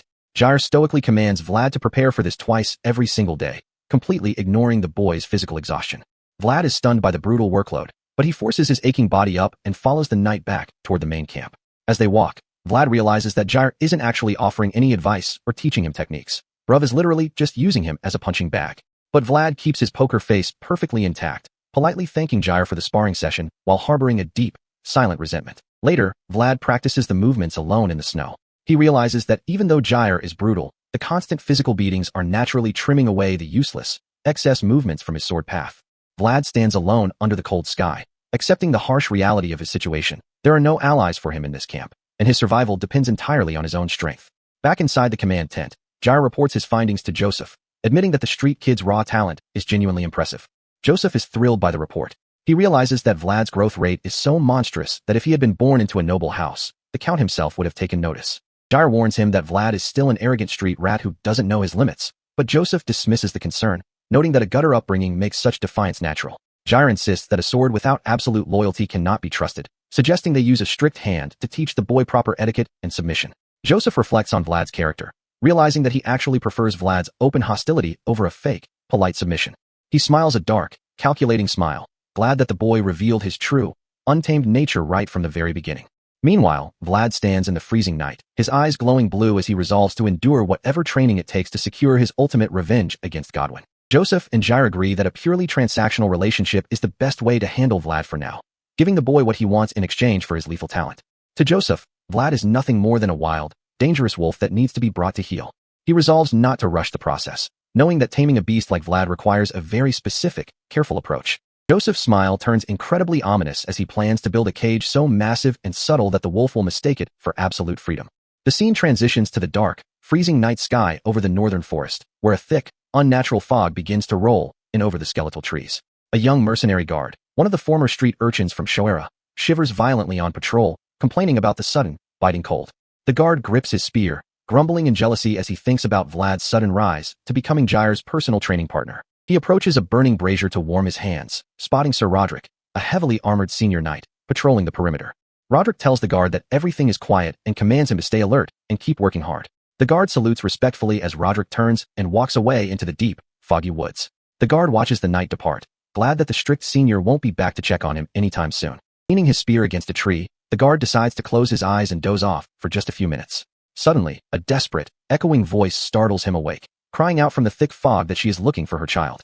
The guard looks around in confusion, spotting a distant, dark silhouette standing completely still in the snowy clearing. The mysterious voice abruptly cuts off into a chilling, dead silence, leaving the guard deeply unsettled as he wonders why she stopped speaking. Gulping down his fear, the guard grips his spear tightly and begins to creep cautiously through the snow, following the fresh footprints.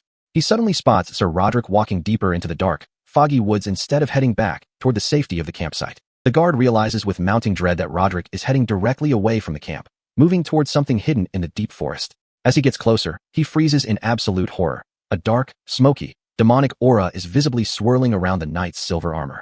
Suddenly, Roderick collapses to his knees, clutching his head in agony as a violent explosion of purple energy and blinding white light consumes his body.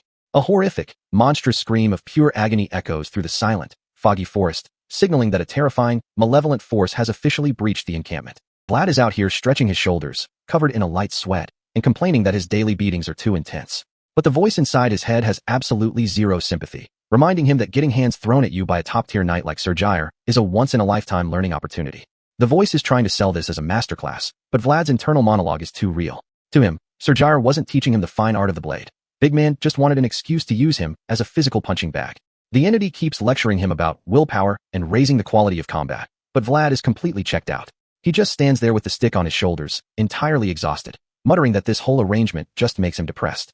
Before Vlad can even finish his silent existential crisis, a frantic whisper cuts through the cold air. Someone is calling out his fake mercenary name, Riemann, before frantically correcting themselves. Vlad looks over and spots God, the former Shoera Street kid who got recruited as a guard, hiding behind a pine tree like a sketchy cartoon character. God is looking around like he's trying to buy something illegal, whispering that the main subjugation squad isn't back yet, and that he's planning to desert tonight. Vlad asks what he's talking about, and God gets incredibly defensive, claiming he only tracked Vlad down to give him a heads up out of pure courtesy before he hits the road. God is completely confused by Vlad's calm reaction, but Vlad's expression goes ice cold. He warns the kid that whatever is lurking in the dark woods isn't something to joke about. God leans in, the shadows from the trees making him look 10 years older as he drops the real bomb. Whatever they are hunting out here is completely cursed. That instantly gets Vlad's attention. His eyes widen because he knows exactly what kind of supernatural nonsense usually follows the word cursed in this world. God explains that all those deserters who supposedly ran away despite the solid pay didn't actually leave on their own 2 feet. The forest itself literally took them. He's not talking about guys breaking contract to go drink in a tavern. These men are straight up gone, and God claims he witnessed the abduction with his own eyes. God describes it as a literal ghost that snatches people from the tree line. His face pale, as we see the terrifying mental image of the entity looming over him. Vlad stands there in silence, his hand resting on his wooden training blade as he tries to process whether this kid has actually lost his mind. Vlad physically grabs Got by his wrist to snap him out of his panic, telling him to stop spreading wild rumors, but Got just screams back in desperation. That's when Got drops the name that actually matters. Sir Roderick, one of the fully armored knights stationed at the camp, went missing just yesterday. Got confirms it, adding that he did some digging on his own and noticed a highly specific, terrifying pattern among all the victims.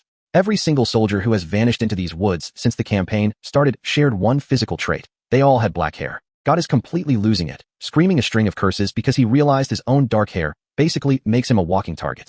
He's bitterly regretting his decision to stay and warn Vlad, realizing that his attempt at being a good friend might have just signed his own death warrant.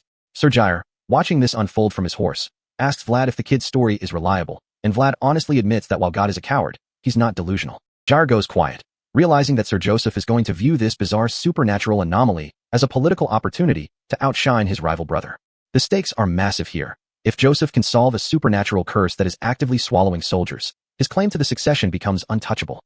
Jair mutters that the other knights stationed at the post were completely incompetent anyway, which is why the entity was able to snatch Roderick so easily. With a high-ranking knight gone, Jair knows they have to send in their actual heavy hitters, just as Got points out the search party gathering in the distance.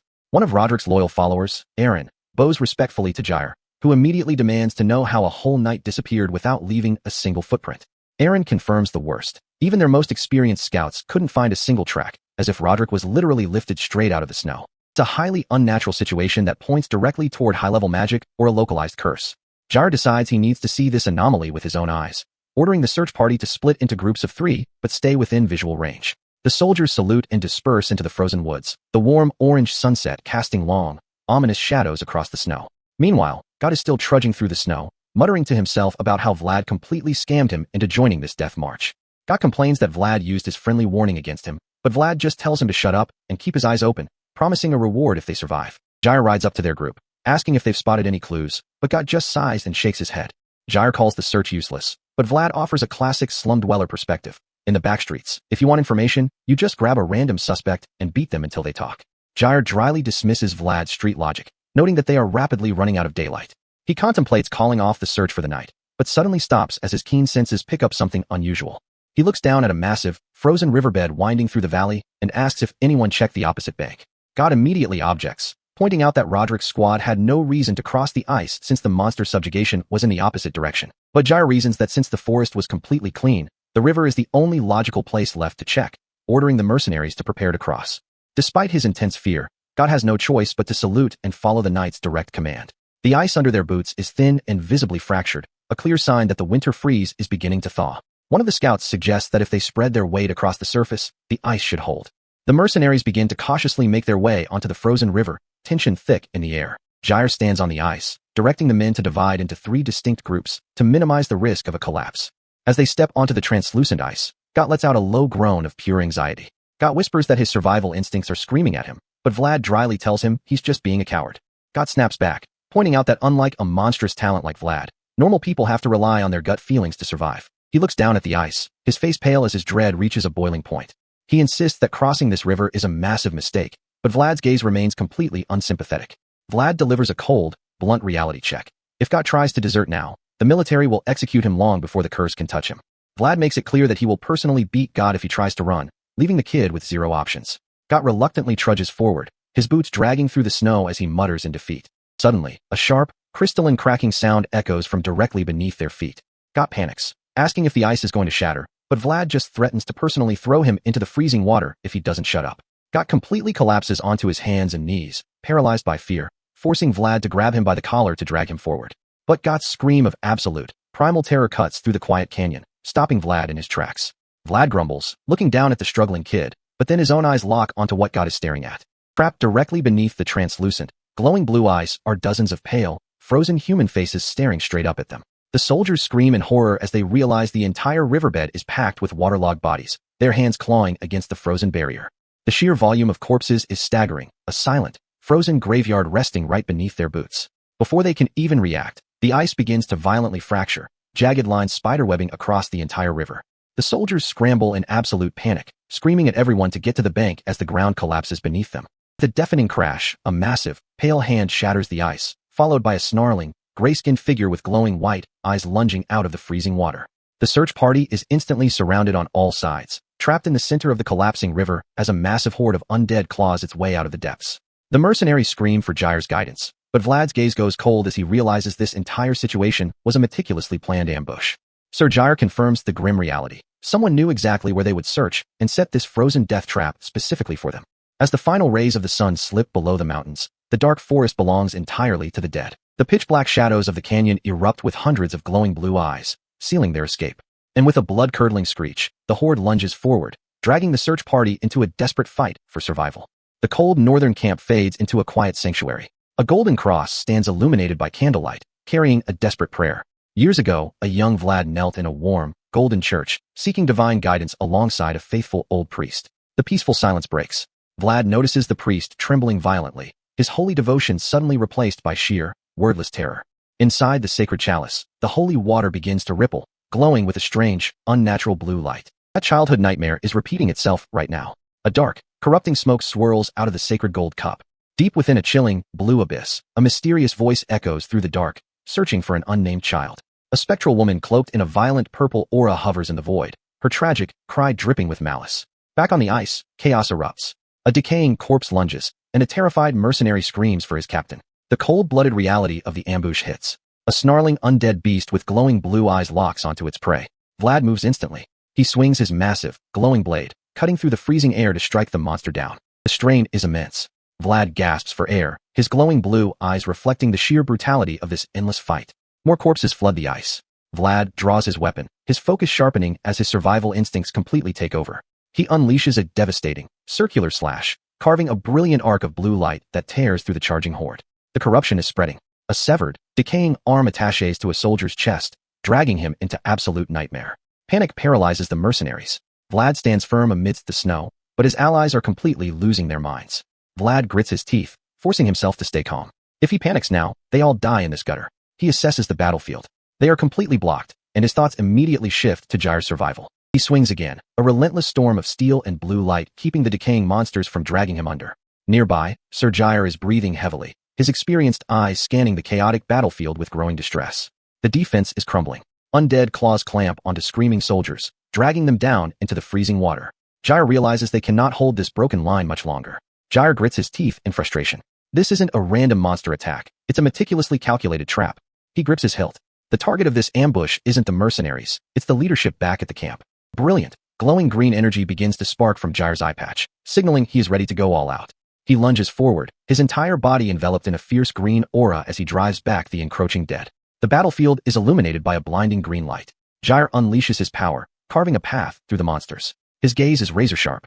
Jair's green eye flares with absolute authority, preparing to execute a high-level knightly technique. The clash is deafening. Undead jaws snap in the dark, but Jair's technique holds the line against them. A massive wave of green energy erupts, slicing through the rotting flesh of the lunging beasts. Jair forms a perfect, protective green energy barrier, giving the surviving mercenaries a desperate chance to group up. The men find hope, believing the knight's presence guarantees their survival. But the dark storm is only growing. As Jair fights, a massive, shadowy clawed hand looms in the foreground, indicating a far greater horror approaches. Jair turns to Vlad, using his true origin to command him. Sure as blood. Fulfill your contract. Vlad freezes mid-strike, shocked that his secret identity has been roared across the battlefield in front of everyone. Jair commands him to retreat instantly to defend the camp and protect Sir Joseph from the impending threat. This is the core of their deal. Vlad must protect the young lord, or his survival here ends. Vlad locks in. He shouts his agreement and commands a terrified Got to follow him back to camp. Vlad sprints away, leaving Got scrambling to keep up on the slick ice. Behind them, Jair watches their retreat, whispering a silent prayer for their safe return. The shadow looms larger. Jair prays for the boy's safety as the freezing wind howls through the canyon. Jair turns back to the fight, but a sudden, chilling presence behind him forces his eyes wide in shock. He faces a massive, armored figure. It is Sir Roderick, fully turned into a pale, undead monster, surrounded by a snarling pack of glowing-eyed beasts. The corrupted knight stands as a hollow shell of his former self, a tragic symbol of the forest's curse. Back at the main camp, Sir Joseph sits quietly inside his warm tent, entirely unaware of the slaughter. Suddenly, blood-curdling screams pierce the quiet night, shattering his concentration and echoing through the canvas walls. Joseph stands up in alarm, suspecting an ambush. The tent flap bursts open as Borden, the middle-aged commander, stumbles inside, gasping for breath. Joseph demands answers, but Borden is too consumed by panic and heavy breathing to explain the situation clearly. Joseph's patience wears thin. Borden stammers that the young lord's safety must be prioritized over everything else. Borden looks up, his face pale with sweat as he faces the cold fury of his leader. Bro really fled a battle without his weapon. Joseph is disgusted by the absolute cowardice of his commander. Joseph's eyes narrow with lethal intent. He reminds Borden that the late count was far too soft, but he won't hesitate to hang a coward. Borden falls to his knees, weeping in apology, as urgent voices call out from the corridor outside. Priest Andrea enters the tent, leading a small group of survivors seeking shelter from the rising chaos outside. Joseph turns to the priest, demanding a report. Andrea's face is pale as he delivers a chilling answer. Andrea holds out the Holy Bible. The sacred pages are trembling violently as the ink itself begins to warp and shift under a dark influence. A massive, glowing blue scroll of magical script unfurls in the air, signaling a catastrophic presence is approaching. Andrea is begging for an exorcism, but Joseph is a swordsman, not a priest. He can't slash a ghost. The priest resolves to use his divine power, though he doubts it will be enough to stop it. Joseph realizes their defenses are paper-thin. None of his remaining men can use aura to defend them. Having no other choice, Joseph draws his weapon and commands his remaining forces to follow him outside. He steps onto the balcony and freezes. A thick, unnatural white mist is rapidly blanketing the entire camp. Below, the soldiers are collapsing in agony, clawing at their heads as they experience horrific, shared hallucinations. Joseph quickly covers his face, realizing the mist itself is a weapon designed to break their minds. He grits his teeth. This is a targeted strike, and they are completely cornered on this balcony. A dark, amorphous shadow loomed in the mist, its glowing white eyes locking onto its true target. The entity whispers its terrifying, possessive call, sending a physical shiver of dread through the surviving group. The spectral figure hovers closer, searching. Andrea and the young child watch in absolute, paralyzed horror. Every soldier on the balcony freezes, their movements completely halted by the sheer weight of the presence. Pale, bare feet hover above the mist as the spectral woman in white searches for her child. Her face distorts into a horrific, gaping mouth. The group gasps in shock as the entity manifests.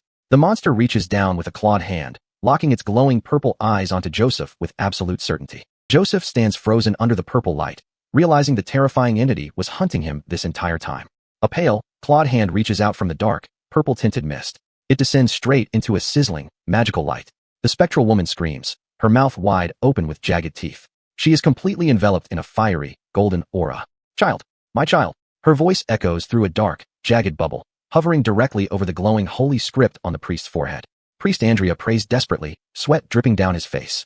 Beside him, young Jang chants with all his remaining strength. They stand together under the golden runic barrier. But the spectral woman is closing in from the shadows, relentless. Joseph's brow furrows. He realizes they are completely helpless without Sir Jair. Is this really how it ends? Cade and Maxim lie unconscious in the dirt. They weren't strong enough to receive the priest's holy protection. The monster reaches out, her skeletal face contorted in rage. She only wants her child, and she will tear this camp apart to find him. Joseph looks down, the horrifying truth settling in. This curse wasn't random.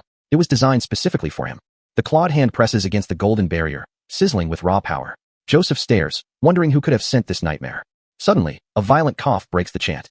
Jang spits dark blood, his physical limits completely shattered by the magical strain. "Hold your position, Jang." Priest Andrea begs, praying for dawn to break before the barrier completely collapses. The spectral hand claws at the golden light. Jang weeps, blood on his lips as his physical body gives out. Jang kneels in the center of the fading golden aura, chanting a final, desperate prayer as the runes float around him. With a deafening shriek, the spectral woman prepares to shatter the barrier. The defensive line is completely broken. Is this the end? The soldiers whisper in despair. The deacon has reached his limit, and the holy hymn is fading. Joseph grits his teeth. They can't wait for dawn. If the barrier falls now, they all die in the dark. The spectral woman lunges, her hollow eyes locking onto Joseph. But a sudden, brilliant blue light cuts through the mist. She shrieks in terror as a sword blade, glowing with intense blue energy, intercepts her clawed hand. Vlad has returned to the camp, his eyes glowing with a sharp, cold blue light as he holds the line. The voice speaks in his head, warning him that normal weapons are completely useless against this cursed entity. "Are you capable of using aura?" the voice asks. Vlad stares at the glowing blade, his mind racing. Are you kidding me? Vlad grumbles internally. He knows blood is asking for a miracle in the middle of a war zone. He grips the hilt tightly. What is it? He asks, desperate for any option that keeps him breathing. The voice offers a dangerous bargain. If you allow me to take over your body for a while. Vlad looks up, his mind reeling. Is it even possible to let another entity pilot his own physical body? I can use aura myself, the voice explains, but I don't know if your human body can handle the strain. The physical cost is high. If Vlad agrees, the sheer output of power will leave his body completely paralyzed. Therefore, I wouldn't recommend it, the voice warns. But Vlad knows he has absolutely no other choice. Vlad takes a deep breath, his resolve solidifying. Let's do it. He commands, preparing for the transition. He thinks of his promise to Joseph. He isn't fighting for loyalty. He is offering his faith to secure his survival. I'm offering my faith instead of loyalty, Vlad declares, stepping directly into the path of the monster. I shall respect your decision, the voice replies, unleashing a massive surge of blue magical energy. Vlad leaps high into the air, diving downward toward the screaming spectral woman with his sword raised. She roars in fury, her skeletal jaws wide as the blonde youth descends from the dark sky. Now's the time. Close your right eye, the voice commands. Vlad squeezes his eye shut, focusing his mind. A massive, jagged bolt of blue lightning strikes downward, shattering the darkness of the camp. Is this truly? The narrator whispers as the boundary of mortal swordsmanship is completely shattered. Vlad enters the world of voices, his mind suspended in a swirling vortex of brilliant blue energy, her dark form dissolving under the raw power. Priest Andrea, Borden, and Joseph watch in paralyzed shock. They have never witnessed such monstrous talent in a rookie. But the power takes its toll. Vlad crashes heavily to the stone floor, his body trembling violently. Arg! Vlad screams in agony as blue electrical energy crackles across his torso, paralyzing his muscles. Joseph runs forward, shouting his name. But Vlad is completely inverted in pain, his body shutting down. That just now was definitely a trace of aura. Joseph thinks, realizing the terrifying price Vlad had to pay. But the curse isn't broken. The spectral woman crawls forward, her skeletal hand reaching for the helpless youth. Borden sprints forward, his face pale with terror. He cannot let his master die here. Joseph catches the falling youth, dragging his dead weight. Vlad, hold on to me, he shouts, refusing to abandon his investment. The spectral woman screams, her dark, decaying hand reaching through the mist. She is locking onto her targets. Purple energy surges, paralyzing Joseph's body. He grits his teeth, cursing his own weakness as the cold grip tightens. Borden screams, his eyes wide as he witnesses the curse taking hold of his lord. With a desperate lunge, Borden reaches out and grabs Joseph's cloak, pulling him back with all his might. Please forgive my insolence. Borden bellows, tackling Joseph out of the way just as a blast of dark magic erupts. The impact throws them violently through the air. The spectral woman shrieks, her prey slipping right out of her grasp. She screams in pure, unadulterated torment, dark tears streaming down her pale, skeletal face as she closes in. Priest Andrea watches in absolute dread as Joseph and Borden crash heavily onto the frozen ground behind him. Joseph groans, looking at Vlad. For the first time, he is genuinely glad this dangerous street rat is on his side. Vlad drags his paralyzed body to the priest, holding his sword horizontally. Father, please bestow your blessing onto my sword. Vlad's gaze is heavy. He knows this spirit isn't just an enemy. She is a victim of the slum's cruelty. To seal the holy ritual, Vlad grips the bare steel with his hand. Blood drips down the cold blade. Priest Andrea recites the holy blessing. The bloodstained steel erupts with a pure, brilliant white light of purification. Sword in hand, Vlad steps forward. His eyes are cold, but his heart is heavy with what he must do. He stands over her, the holy blade pointed down. The light illuminates her tattered white dress in the snow. Please help me find my child, she weeps, reaching out with her clawed hand. Vlad looks down, completely silent. As her spirit wavers, the dark memory of her past floods the space, showing Vlad the horror of her life. Years ago, she was locked away in a dark, damp basement below the city, screaming behind iron bars. Her fragile child was left abandoned on the freezing stone floor, slowly dying right before her helpless eyes. She could do nothing but beg and plead for mercy, her world completely destroyed by the cruelty of the nobles. That horrific trauma was what bound her soul to this world, transforming her grief into a terrifying, vengeful curse. Vlad raises the holy weapon, whispering a final, merciful command. May you rest in peace. He plunges the blade down. Her final, fading question echoes through the quiet night. Where are you? The holy light pierces her chest, breaking the dark curse and releasing her soul from its eternal torment. Her skeletal face softens, turning peaceful as a single, clean tear washes away the blood of her corruption. Her spirit departs into the vast, starry sky over the northern mountains, finally free. My child. Vlad kneels alone in the quiet snow, head bowed over his sword. He won the battle, but the weight of the slums never leaves him. We are looking at a dark, ethereal void where a lone silhouette is suspended in a sea of glowing purple mist. The battle on the frozen river is over, but the residual energy of the spectral woman's curse is still lingering in the atmosphere, leaving a cold, heavy silence in its wake. Deep in the shadow of the forest, the dark summoner who orchestrated this entire nightmare sits hunched over his wooden box. Dark, smoky purple energy rises from the latches, wrapping around his fingers like black flames as he tries to maintain his grip on the forbidden magic. The pale-skinned mage smiles a thin, sinister smile under his dark hood, entirely convinced that his curse is an absolute trap that nobody can break. But his arrogance is about to hit a brick wall, because he doesn't know who he's actually dealing with. The dark, viscous smoke continues to swirl upward from the wooden box as the summoner channels his energy, completely unaware that his connection to the spectral woman is rapidly dissolving.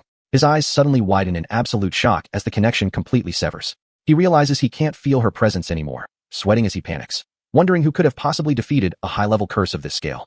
Sitting in the freezing snow, the summoner tries to calculate his next move, realizing that only a knight capable of forming their own world could have broken his magic. He thinks Sir Jair must have been the one, completely unaware of the monstrous talent Vlad possesses. Before he can even stand, a brilliant green glowing sword cuts through the dark mist.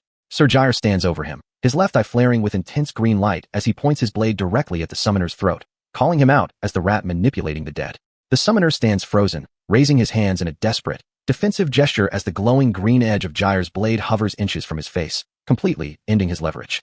Under a clear blue sky, Sir Joseph Bezid looks down at the captured mage, asking a simple, cold question to confirm if this is the mastermind behind the ambush. Jair doesn't play games. He grabs the summoner by his dark hair and pulls his head back, revealing a bloodied, beaten face to Joseph.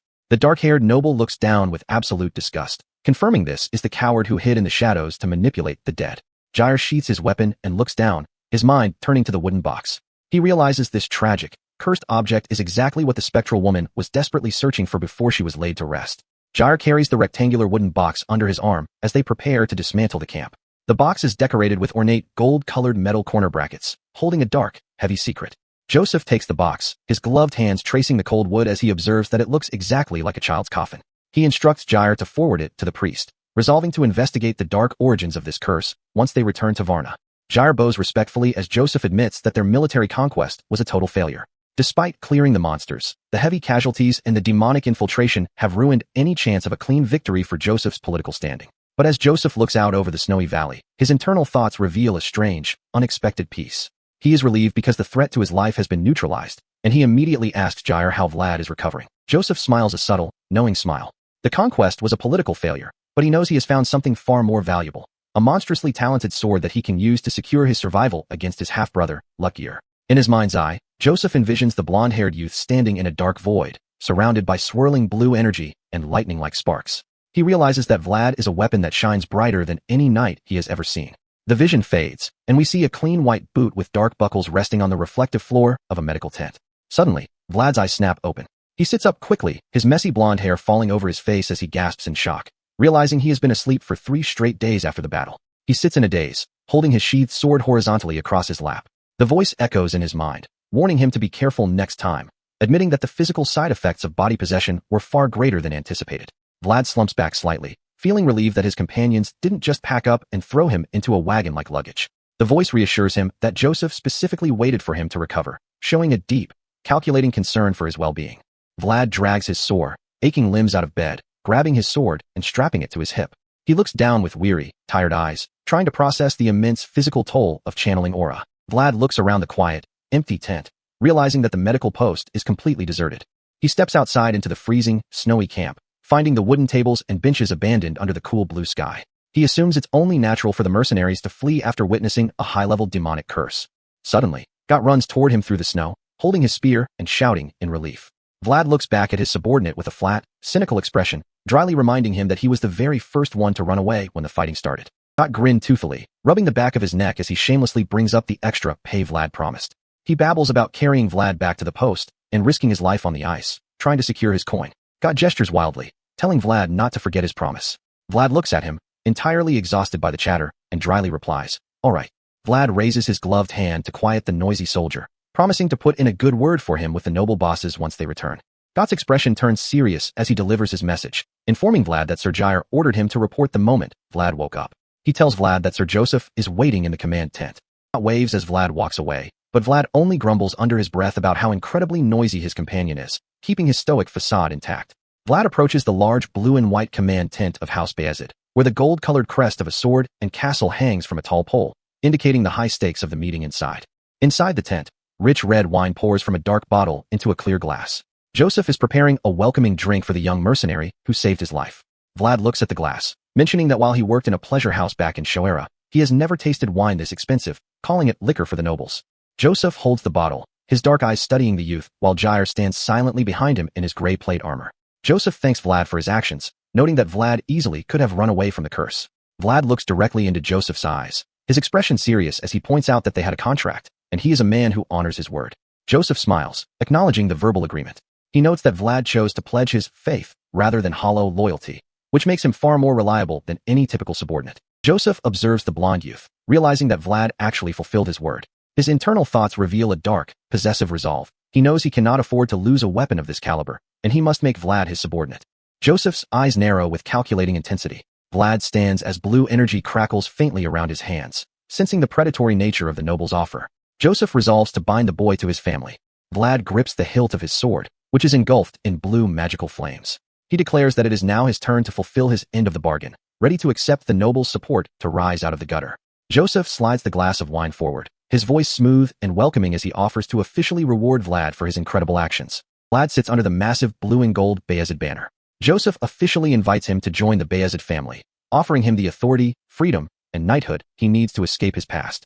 The scene transitions to an aerial view of Varna, the grand religious capital of Bayezid, with its steep brown-tiled roofs, white-walled timber houses, and massive stone defensive walls. At the city's edge, Jair reports to Joseph that the mercenaries have been dismissed. Joseph decides to spend the night in Varna to write his official conquest report, preparing for the political battle ahead. Jair looks at Vlad, who is staring wide-eyed at the bustling streets. Jair asks if it's his first time in the city, and Vlad replies that anywhere outside the slums is a first to him. Jair smirks at the response, calling him a country bumpkin. Joseph steps forward, offering Vlad the day off to explore the city before they meet at the city hall for dinner. Vlad bows his head, thanking them. Joseph warns him not to get lost, treating him like a promising student, while Jair watches silently. Vlad watches them walk away, his brow furrowing in annoyance as he mutters under his breath about that old man Jair, showing his typical cynical attitude. As he walks through the city square, the voice comments that Jair seems just as fond of him as Joseph is. Vlad dryly replies that they might end up killing him with their affection, before deciding to find something delicious to eat with his earnings. Vlad wonders what Varna is famous for, when suddenly, a pale hand reaches out and firmly grabs his gloved wrist, catching him completely off guard. Vlad spins around, his combat instincts flaring, only to find a young deacon boy in clerical robes looking up at him. Vlad relaxes and asks if he can help. The young boy smiles warmly, delivering an official invitation from the local priest who wants to meet the young hero of the conquest. Vlad looks surprised that the priest wants to see him, while a tall stone spire of Varna's central cathedral rises into the bright blue sky in the background. Vlad and the boy stand before the massive, breathtaking entrance of Varna's central cathedral, a towering Gothic structure illuminated by a brilliant, divine light. Vlad looks up in absolute awe, muttering that the cathedral is massive compared to the small, rundown chapel back in Shoera. The young boy gestures proudly, explaining that while the political capital is Sutrama, Varna is the true religious capital of the Bayezid territory. The boy instructs Vlad to wait inside, and Vlad walks down the grand, carpeted corridor, his footsteps echoing softly against the stone walls. Vlad enters the grand sanctuary, looking up at a massive, golden cross structure that emits a radiant, star-like light flare. He stands completely alone in the center of the massive, golden-lit cathedral, overwhelmed by the sheer scale and sanctity of the altar. As he stands in the silent hall, a sudden wave of irony washes over him. He reflects on his stolen identity, Reman of prayers, feeling the deep hypocrisy of never having prayed once in his life. Vlad clutches the back of his neck, his eyes shadowed with a deep sense of guilt over his forgery, when suddenly, a warm voice calls out, apologizing for keeping him waiting. Vlad spins around to see Priest Andrea standing before him in white clerical robes. Vlad quickly bows his head politely, thanking the priest for the invitation. Priest Andrea smiles warmly with his eyes closed, telling Vlad not to mention it, before reaching into his robes to offer him a small object. The priest hands Vlad a small, thin, rectangular wooden identity tag, explaining that it is his official registration document. Vlad takes the tag, staring at the smooth wood in surprise. Andrea explains that while Joseph likely prepared one, an official identity tag is normally bestowed by the church to carry the Lord's blessing. Vlad turns the tag over, his eyes widening in shock as he reads the Latin text. The document is officially guaranteed and sealed by the church. There is a close-up of the wooden plaque. The name printed at the bottom as his official guarantor is none other than Priest Andrea, himself, a highly respected religious figure. Andrea reaches out and warmly holds Vlad's hands, his face filled with gentle compassion. He tells Vlad never to hesitate to visit when he is having a hard time. The priest declares that from now on, he will act as Vlad's official guarantor. Vlad looks up, his light blue eyes shining with deep emotion as he whispers, "Father." In that moment, a vivid memory flashes through Vlad's mind. Years ago, as a tattered, unregistered orphan crouching on a cold stone ledge in the freezing slums of Shoera, he believed a kid like him would never have a place in the world. But now, Priest Andrea lays his hand gently on Vlad's head in a solemn blessing. The narrator observes that Vlad has finally found a guarantor, registering his name to the world. He is no longer just an unregistered street rat from the alley. Vlad kneels alone in front of the massive window, the intense golden sunlight pouring through the glass and enveloping his silhouette in a warm, celestial halo as he holds his sword close to his chest. The shadow of his feet rests on the stone floor, completely solid and defined. He has finally carved out his place in the world. He is no longer an invisible orphan. He is sure as Vlad. The county of Bayezid isn't just some small estate. It's a massive, powerful territory divided into 3 main cities and 12 sprawling villages. First, you have the trade capital, keeping the money flowing through the busy harbors. Then, Varna, the religious heart where Vlad just got registered. And finally, Kshatrama, the main capital. This is the political nerve center of the entire region, where the actual power players reside. The carriage rolls through the massive stone gates of the Bayezid estate, draped in the family's blue and gold banners. This place is a fortress of classical stone and high society wealth, a massive shift from the freezing, dirty slums Vlad grew up in. Jair immediately lays down the law. He reminds them they are representing Joseph now, so they need to act like they have some home training. Vlad plays along with a quiet, "Yes, sir," while Jair mentions that servants will be bringing them some snacks shortly. But Jair stops mid-sentence. He looks at these 2 street kids and realizes letting them loose on a buffet is a terrible idea. He tells them to ignore the food entirely because eating like starving savages will start rumors. Vlad, who is perpetually broke and hungry, tries to negotiate. Jair shuts that down immediately. No snacks. The heavy doors slide open, and God is already losing his mind at the sheer scale of the interior. God looks at the gold chandeliers and velvet sofas, completely awed by how the other half lives. It's a different world. An unfamiliar voice cuts through the quiet room, agreeing with God's observation. Someone was already in here, waiting in the shadows. A tall silhouette steps away from the bright window. Vlad's survival instincts kick in immediately. He was hoping to finally relax, but the piece is already over. As the man steps closer, Vlad's left eye flares. He recognizes the physical features, but the sheer presence is completely foreign. It's Ludgir Bayezid, the eldest son. He looks down at them with absolute, quiet intensity, demanding to know who they are. Vlad stands perfectly still, his body tensing as the air in the room grows heavy. Vlad is sweating. Behind Ludgir, a massive, terrifying, beast-like shadow with glowing orange eyes looms in his perception. This man's aura is so oppressive it feels lethal. God is absolutely terrified by the pressure. He bows immediately, stammering his name and explaining they accompanied Joseph. Ludgir acknowledges God's name, then turns his dark, heavy gaze directly onto Vlad, waiting for the blonde youth to introduce himself. Vlad doesn't look down. He looks straight back into those oppressive eyes and states his name clearly, Vlad of Shoera. Ludgir claims he's never heard of him, but internally, he is highly impressed. He notes that Vlad's eyes are full of unyielding spirit. Vlad didn't flinch or bow under his aura. Ludgir realizes his younger brother Joseph has managed to secure an incredibly valuable subordinate. A faint, amused smirk touches Ludgir's lips. He likes the kid.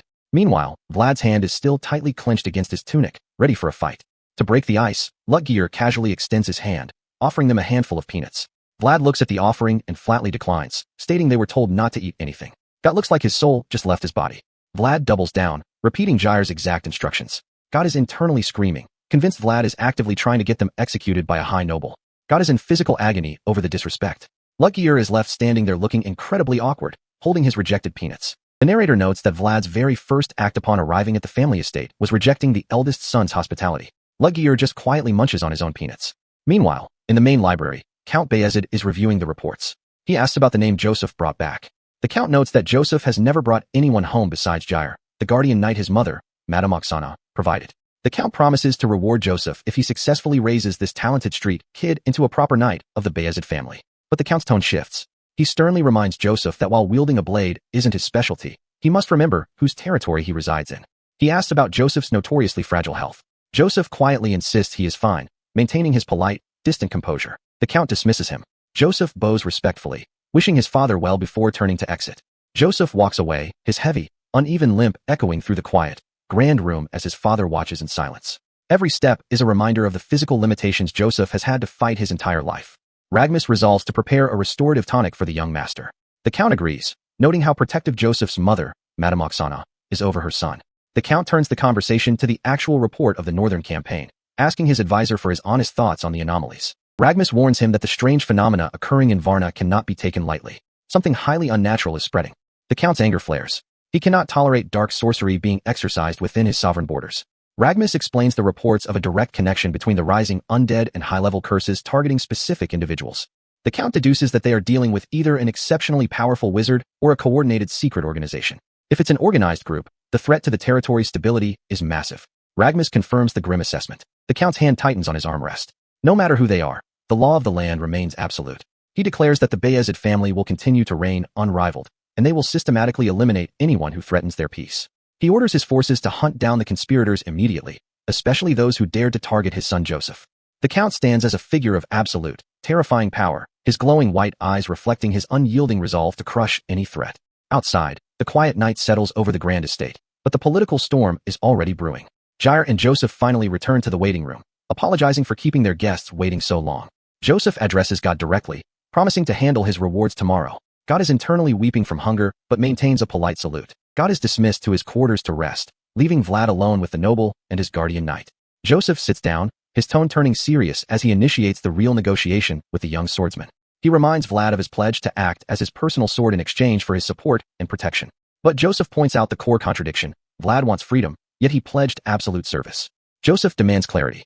A sword that seeks its own path cannot be fully trusted or wielded effectively. He demands to know exactly what task Vlad intends to accomplish with the freedom he is requesting. Vlad remains silent for a long moment, his left eye flaring with that familiar, intense blue light. He decides to offer absolute, dangerous honesty. He starts to ask about a specific target. He asks if Joseph knows a knight named Godwin, the man who destroyed his childhood world and took his mentor. The question hangs in the quiet room. Vlad's quest for vengeance has officially entered the halls of nobility. Joseph sits in his carved armchair, looking at Vlad's back. He admits to himself he completely underestimated this kid. He drops the name that has been driving Vlad's entire existence. Godwin, the Knight of Gaidar. Vlad's mind instantly pulls him back to that freezing night. The night Godwin dragged Jorge away like a trophy. Vlad doesn't deny it. His eye flares blue as he admits he still feels a twisted admiration for the man's strength. Joseph clasps his hands, delivering a cold truth. Godwin's faction is currently way beyond his political reach. Vlad looks down, completely unsurprised. He knew Joseph, as a second son, had serious limits to his power. The rumors in the house are true. Joseph is just a son, but at least he doesn't bullshit his allies. Joseph shifts his strategy. He leans forward, proposing a massive 7-year contract to tie Vlad to his service. Vlad is stunned. Joseph admits that making this offer meant putting aside his pride as a high noble. Joseph knows he's taking a massive gamble, but his gut tells him Vlad's loyalty is worth the investment. He promises Vlad absolute security, food, clothes, and high-level training to make him an unmatched knight. That single word hits Vlad like a truck. A knight, the ultimate symbol of strength he's wanted since the gutters. But the security comes with a leash. Joseph expects absolute loyalty and obedience, explicitly banning any premature moves on Godwin. To seal the deal, Joseph drops a massive piece of leverage. Gemina is safe inside a church monastery. Vlad freezes. Knowing Gemina is safe lifts an incredible weight off his shoulders, but his focus remains locked. Joseph asks what Vlad actually hopes to achieve. Vlad responds that the sword isn't his only weapon. Joseph clasps his hands, waiting for the final answer. The terms are on the table. Later, Joseph stares at his reflection in the glass, realizing Vlad's ambitions are far deeper than simple survival. Jair steps out of the shadows, questioning why his master went so far to secure a single street rat. Joseph smirks. Finding raw talent is easy, but finding someone capable of awakening it is a different game. Jair asks if Vlad will actually deliver. Joseph's gaze remains cold and calculating. Joseph remembers what he saw in Varna, Vlad channeling a terrifying, divine energy that shouldn't belong to a mortal. He knows Vlad is a wild, rebellious beast who won't be easily tamed by simple noble commands. But Joseph is patient. He plans to use these 7 years to slowly slip a collar over the wolf's neck. The more difficult the beast is to tame, the more satisfying the control will be when he finally submits. Joseph realizes Vlad isn't just looking for food and shelter. He is chasing something as distant as the moon. He stands alone in the quiet moonlight, fully prepared to build a cage large enough to contain the boy's ambition. The next morning, the bright sun illuminates the massive, classical-style barracks of the Bayezid estate. Jair leads Vlad to a sparse, clean room with a simple bed, warning him it's a bit shabby. For a kid who slept in freezing mud, a clean floor and a real bed feel like an absolute palace. Jair is caught off guard, realizing he briefly forgot just how deep in the gutter Vlad actually started. Our blood really rejected the boss's brother's peanuts because Jair told him not to eat anything. Now he's sweating bullets. Jair tells him to let it go, while Vlad silently grumbles about the physical beating he received for it anyway. Jair orders him to meet at the exercise hall for their brutal, twice-daily sparring sessions. A soft, elegant voice halts them. It is Lady Oksana, Joseph's highly protective mother, flanked by her attendants. Jair quickly whispers to Vlad to show proper respect, keeping his posture formal. Jair bows deeply, introducing the young savior, who pulled his master back from the brink of death. Oksana studies the quiet, bowed youth, curious about the boy her son personally brought into the household. Vlad keeps his head down, but his curiosity gets the better of him as he steals a quick glance at the noblewoman. Oksana looks at him with a warm, gentle smile, her yellow eyes filled with genuine gratitude. Vlad's face flushes a bright pink as the noblewoman steps directly into his personal space, completely overwhelming him. She thanks him for saving her son, while Vlad stammers out a polite, flustered response to her grace.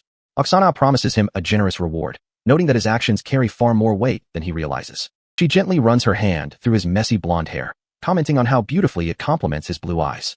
She kneads his shoulders, noting his broad build and promising to arrange new, high-quality clothing for him.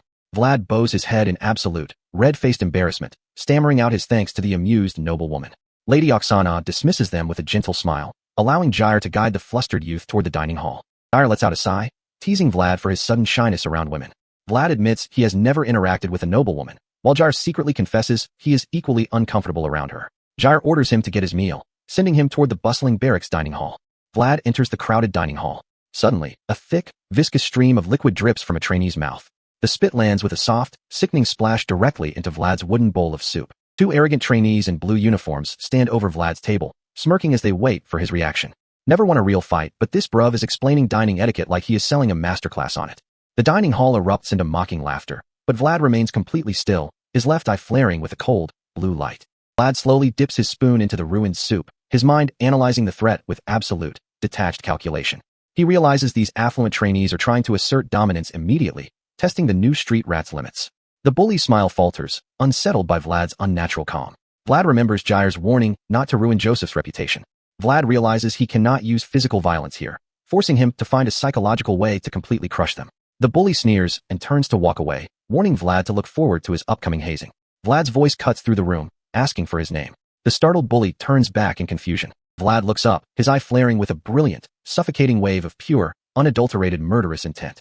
The bully freezes, sweat dripping as the chilling aura paralyzes him, forcing him to stammer out his name, Sobanin. Vlad commits the name to memory, silently promising future retribution as the other trainees watch in stunned silence. Vlad stands in the dark, tense dining hall, his glowing blue eyes warning everyone that the gutter wolf is not to be trifled with. Count Bayezid is walking toward the training grounds, flanked by his guards and his advisor, Ragmus. The rhythmic, sharp sound of his boots echoes along the stone walkway of the grand estate.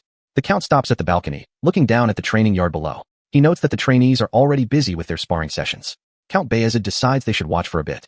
Ragmus bows, agreeing immediately. The Count is a man of few words, but his eyes are sharp. The Count's gaze locks onto a specific blonde youth practicing below. He instantly wonders if this is the child Joseph brought back. Down in the yard, Vlad stands holding his sword.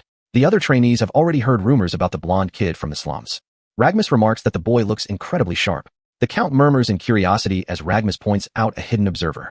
A close-up of the Count's red gemstone brooch. Below, the trainees are practicing, completely unaware that someone is lurking in the shadows. It's Sir Jair, peering from behind a stone pillar. The Count immediately realizes Jair is keeping a close watch on his new disciple. The Count smirks. He knows Jair wouldn't be lurking here unless Vlad was genuinely worth the trouble. Vlad steps forward, entirely focused. He invites his opponents to show him what they've got, ready to put his training to the test. Vlad moves. Fast. A brilliant blue energy arc cuts through the air with a sharp, whistling sound. The blades clash. Vlad isn't just swinging. He's executing the precise movements he practiced in the forest. Vlad easily parries the first strike. These noble trainees might have formal instruction, but they lack his survival instincts. It's a vertical sequence of rapid-fire clashes. Vlad is taking on multiple opponents at once, his movements perfectly fluid. One of the trainees grimaces in frustration, completely unable to bypass Vlad's guard. Vlad dryly mocks his aggression. The opponent swings wildly. The onlookers are stunned by how reckless the trainee is acting against someone half his size. Up on the balcony, Ragmus asks if they should intervene, but the Count stops him. He wants to see how far the boy will go. Count Bayezid notes that Vlad has guts. He is actively testing everything he learned in a real, high-stakes sparring match. Vlad blocks another heavy strike. In his head, the voice begins to lecture him on the fundamentals of combat. Vlad's foot slams into the stone. The voice emphasizes that fear is projected not just by the blade, but by footwork. Vlad's left eye flares with a brilliant blue light. He locks his gaze onto his target, fully utilizing the voice's advice. The opponent lunges with a shout, but the voice reminds Vlad that movement alone is enough to control the enemy. The trainee's heavy strike hits nothing but dirt. Vlad has already repositioned, leaving his opponent completely off balance. Vlad parries close up, then delivers a devastating, heavy counterstrike that shatters the trainee's defense. Vlad lunges forward like lightning, his blue glowing eye locking onto his next target with absolute, lethal intent. The trainee collapses to his knees, clutching his stomach in agony. Before he can recover, Vlad's hand grips his hair. Vlad pulls the trainee's head back, identifying him as Sobanin's lackey, the kid who was laughing during yesterday's cafeteria incident. Vlad stares down at him, his voice cold. He asks if the lackey still finds his misery amusing, daring him to laugh now. A terrifying close-up of Vlad's vertical blue pupil. This isn't a friendly spar anymore. It's a message to the entire barracks. My blood really just executed a textbook combo in the middle of a friendly spar. This is wild. The surrounding trainees freeze in absolute horror. The crowd is completely paralyzed. Ragmus watches with deep concern, worried the sparring has turned into a bloodbath. Count Bayezid commands Ragmus to leave them. He knows that a true knight requires this level of ruthless determination to survive. The Count walks away, explaining that a soft training environment only produces weak soldiers. He respects Vlad's violence.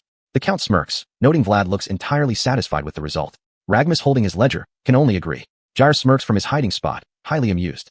The training instructor finally rushes into the yard, screaming for them to stop. The instructor is furious, demanding to know if Vlad is openly ignoring his direct commands. Vlad stops, releasing his grip. He clutches a bleeding puncture wound on his arm, the physical price of his reckless style. Vlad stands tall over the defeated, face-down trainee. He has established absolute dominance in the training yard. Vlad offers a flat, entirely insincere apology, claiming he simply got carried away during the excitement.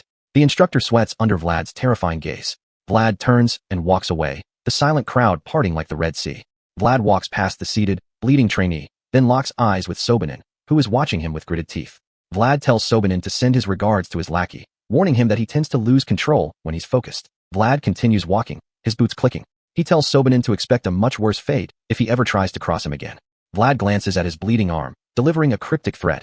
He'll call Sobanin the next time his soup lacks flavor. Sobanin is completely paralyzed with fear. He realizes the new kid from the slums is a genuine, unhinged monster. Vlad smirks as he departs. The trainees whisper in dread that Joseph has brought a literal mad dog into their barracks. Later in the dining hall, God sits across from Vlad, asking about the rumors of him beating up all the wealthy trainees. God asks if Vlad is truly okay working in the stables, worried his violent reputation will get them kicked out. Vlad calmly replies that these are the stables of the prestigious Lord of Bayezid. God snaps, telling him that's not the point. God warns him that picking fights with noble heirs is practically a crime. Vlad replies that violence comes naturally to him. God is silenced by Vlad's logic. Vlad explains he beat them discreetly during sparring, and they were the ones who initiated the hazing. God asks how any of this is natural. Vlad points to the quiet hall, noting no one is bothering them. Suddenly, a trainee approaches. It's Potri Kanor, a round-faced boy holding a heavy tray. He nervously introduces himself to the terrifying new recruit. Vlad demands to know his business, his suspicious gaze instantly putting the nervous boy on the defensive. Vlad flatly tells him to sit or get lost. Potri is suddenly overjoyed, blushing as he realizes he's allowed to stay. Potri sits next to Vlad, thanking him profusely. Vlad continues eating, maintaining his quiet, stoic posture. Potri reveals he's always had to eat alone in the toilets because the other wealthy trainees reject him. Potri explains that his father supplies all the meat to the estate, and his family is in the animal meat industry. Potri offers his precious sausage to Vlad. Vlad immediately looks suspicious, wondering what the boy is scheming. Vlad asks if Potri genuinely believed he could bribe the mad dog of the slums with a mere piece of meat. A dramatic, sparkling reveal of a massive storage room filled with high-quality, hanging sausages and cuts of meat. Potri explains that his father sent him far too much meat to eat alone, and he needs help finishing it. Vlad looks at the wealthy trainees. He realizes that as a slum orphan, he can't connect with them through normal social means.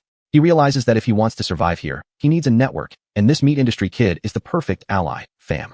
Potri is ecstatic, his face lighting up with genuine joy at finally finding a friend in the barracks. Vlad puts his arm around Potri, while Got looks on in absolute, drooling awe at the massive wall of sausages. The narrator delivers a dry, final observation. Vlad's sudden change of heart was definitely, absolutely not because of the sausages. We start with a low angle on Sir Jair's heavy boots clicking down the grand, blue-carpeted hallway of the Bayezid estate. He is already realizing that babysitting a street rat while serving Sir Joseph's political ambitions is going to cost him his sanity. Jair walks alone, his mind drifting back to his injured comrades, Cade and Maxim. He needs them back on active duty because carrying Joseph's weight entirely on his own shoulders is a heavy lift. His quiet walk is cut short when a voice calls out. Jair stops, his right eye widening in genuine surprise as he turns to see Sir Gregory, a loud, boisterous knight draped in a fur-collared cloak, asking why he is in such a massive rush. The instant recognition hits, and Jair's face drops into pure, unadulterated exhaustion. His mouth says, "Oh, Sir Gregory," but his brain is screaming, "Oh no, not this guy, please." Gregory is not even offended. He just laughs at Jair's transparent face, teasing him for being way too honest about how much he hates this encounter. Gregory claims he is busy, which is classic talk for someone who actually has all the time in the world to gossip, before assuming Jair is just running errands for Sir Joseph. He leans in, smugly suggesting that a highly respected knight, like Jair, should really get around to training an apprentice before it is too late. Jair dryly tells him to have fun raising his own, internally wondering why this man is suddenly obsessed with mentorship, while Gregory complains that his nephew Potri has gotten a bit too big and needs to lose weight. Sensing a hidden agenda, Jair demands to know what the actual point of this conversation is, prompting Gregory to finally drop the act and bring up Vlad. Gregory starts hyping up Vlad's skills, calling him tough and full of guts, trying to butter Jair up before making his real pitch. Gregory laughs it off, claiming that as senior knights, they shouldn't openly interfere in the personal squabbles of the trainees because it ruins their professional reputation. He reveals the real issue. Vlad has apparently befriended Potri, which is shocking because Potri is normally an isolated, snobbish kid who doesn't make friends. Because Potri is his nephew, Gregory wants Jair to order Vlad to act as the boy's personal shield so he doesn't get pulverized by the other trainees. Admitting the other kids refuse to help, Jair narrows his green eye, completely unimpressed by the appeal to family values. He immediately asks the only question that matters in the barracks. Is this favor going to be free? Gregory slams his fist into his palm, showing he is dead serious, and promises to owe Jair a massive, high-level nightly favor if Vlad keeps his nephew safe. Jair looks out over the balcony, entirely realistic about his lack of control over Vlad. He points out that the kid is a rebel who doesn't even take his direct order seriously. Gregory completely ignores the warning, laughing and pointing down at the courtyard while declaring that Vlad is destined for greatness, leaving Jair sighing in frustration. Meanwhile, down in the stables, we have a major crisis of authority. A brown horse is staring at Vlad like he is a biological hazard, and the stable keeper has to tell him that the animal is absolutely not having it. The keeper explains that these aren't wild beasts, they are highly trained, gentle animals that normally love humans, making Vlad's rejection by them incredibly bizarre. He emphasizes that this isn't a skill issue or a lack of technique. The moment Vlad even walks near them, the horses experience pure, unadulterated primal panic. Vlad sits in silent defeat as the keeper mentions the other staff are gossiping about it, his internal thoughts confirming that this animal-repelling aura has plagued him his entire life. He remembers his childhood in Shoera, where every stray dog and cat would hiss and howl in terror whenever he walked by, proving his very presence radiates a strange, predatory pressure. But then a massive contradiction hits him. He remembers riding Sir Jair's horse during their frantic, midnight escape from the undead horde in Varna. That beast had galloped through the freezing snow under a dark sky, completely ignoring Vlad's aura because the terror of the pursuing undead was apparently a much bigger motivator. The stable keeper clarifies the mystery.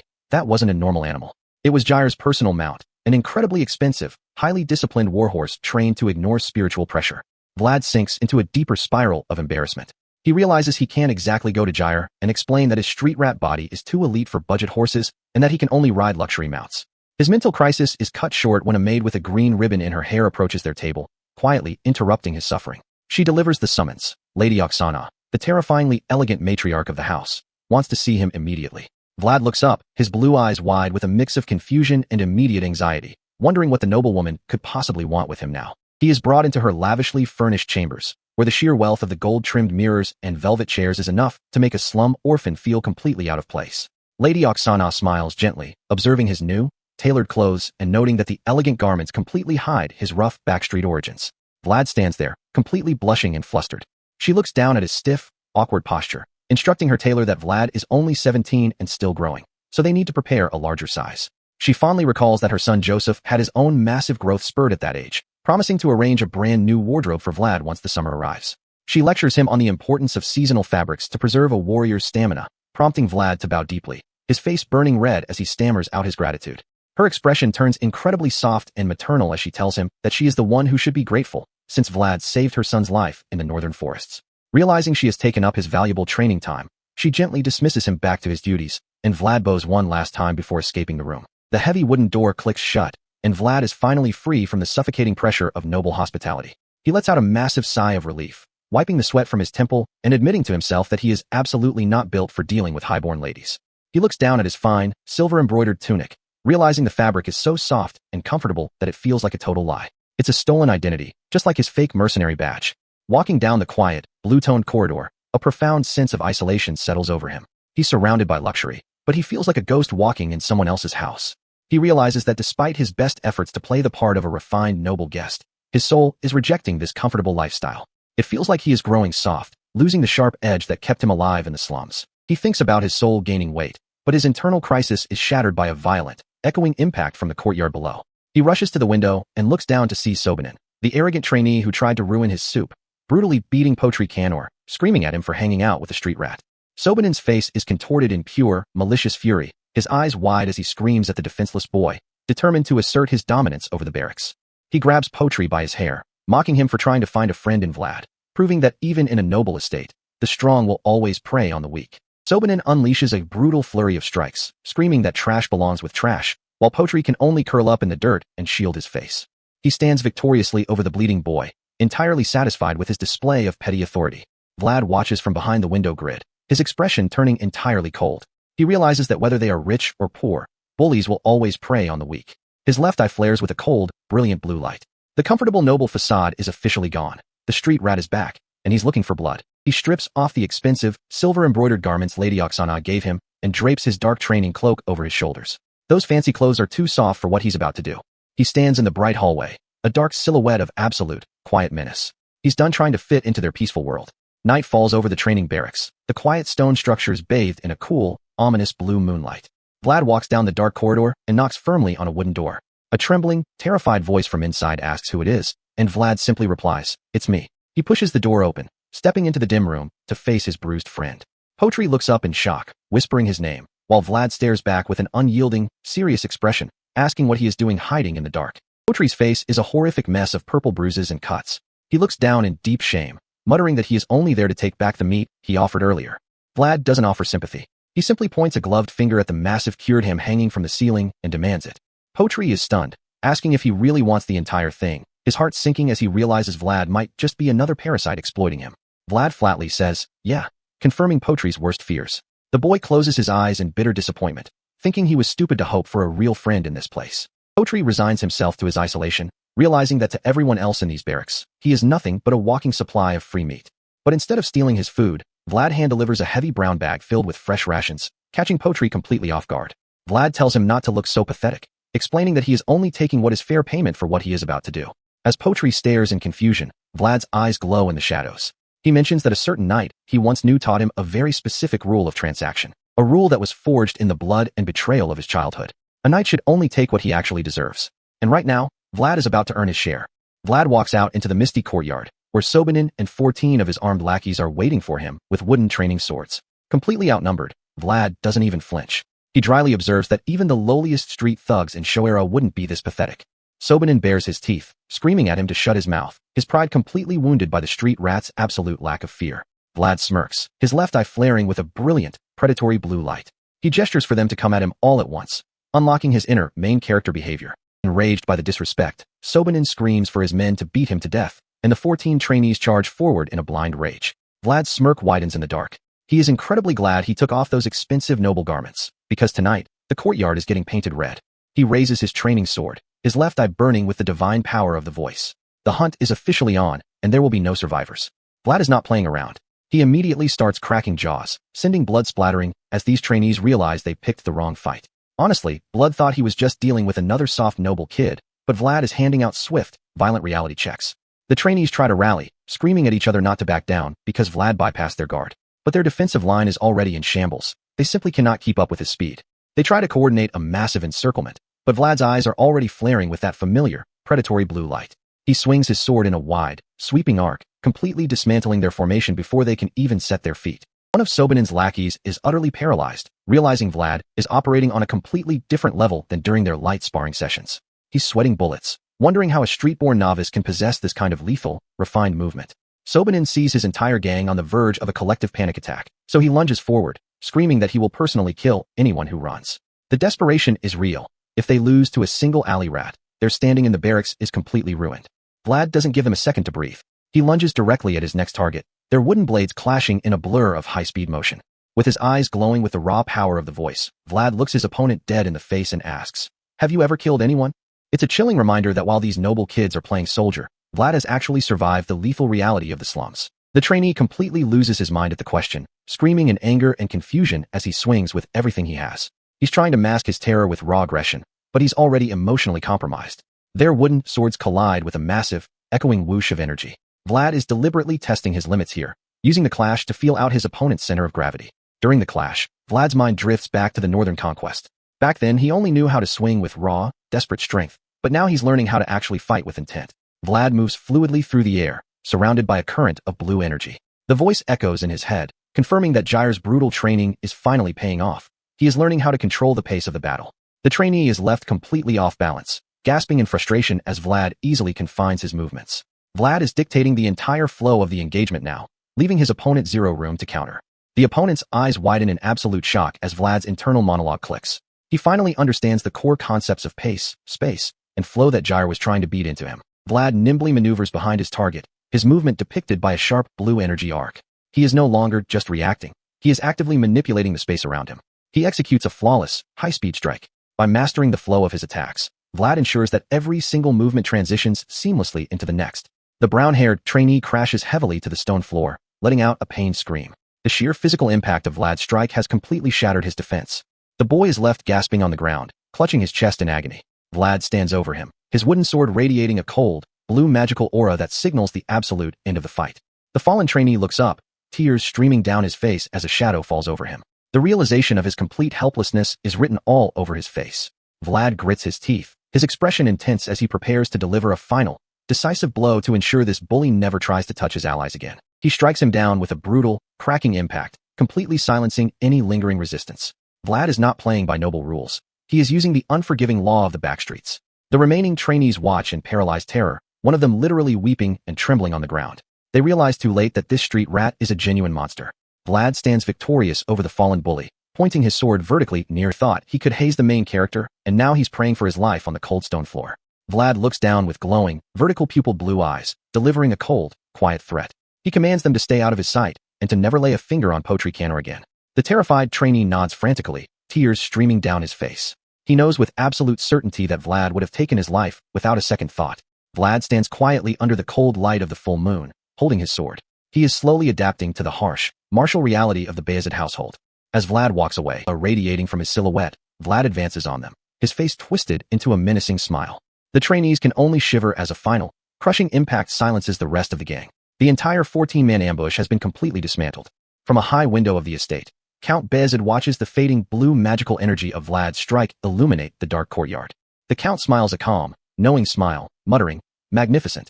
He is highly pleased with the raw, monstrous determination the boy has displayed. The scene transitions to the Grand Hall of Kshatrama, where the monthly gathering of the knights is underway.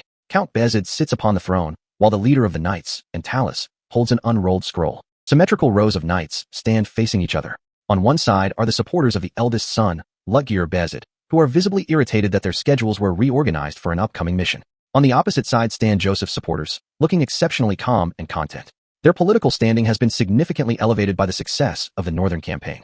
Sir Gregory stands neutrally in the center. He is a key political figure who represents the wealthy factions of the territory. Antalis continues reading from the scroll, announcing the departure of Lutgir's knights. The succession struggle between the brothers is actively shaping the household's military movements. Count Bayezid, his formal coat adorned with a prominent red gem brooch, announces the distribution of holy relics provided by the church. Lutgir's knights look on with furrowed brows, their irritation palpable as they witness Joseph's faction gaining more influence. Meanwhile, Joseph's knights look exceptionally pleased, silently enjoying their sudden rise in prestige. The Count smirks, well aware that Joseph's knights were looked down upon until recently. The political balance of the household is rapidly shifting. The Count sits at the table, looking directly forward with a slight smile. One of Joseph's black-haired knights is visibly startled, shocked to see the stern Count showing favor to their faction. The black-haired knight quickly looks down as Antalis officially concludes the monthly meeting. The grand crystal chandelier hangs above as the knights begin to disperse, their heavy footsteps echoing through the formal hall. One of Lutgir's supporters grumbles in irritation, complaining that Joseph has brought an uncontrollable, wild dog into the estate. Sir Jair walks past them, a subtle smirk on his face that only further agitates the rival faction. The irritated knight glares at Jair's back, muttering that the apprentice has clearly taken after his arrogant master. Sir Gregory catches up to Jair in the hallway, laughing about how annoyed the rival faction looks. Jair plays dumb, but Gregory reveals that the rumors of Vlad's massive fight in the barracks have already spread throughout the entire estate. Gregory notes that even the training instructor admitted Vlad is completely beyond the norm. Jair quietly agrees, knowing firsthand how difficult Vlad can be to manage. Gregory then clenches his fist against his palm, officially offering his service once to Joseph's faction as payment for Vlad protecting his nephew Potri. Jair walks away, raising his hand in farewell. Gregory insists he doesn't mind if the task is highly challenging, showing his genuine gratitude. Jair smirks proudly to himself. He is highly pleased with Vlad's performance, taking personal credit for the boy's lethal efficiency since he was the one who trained him.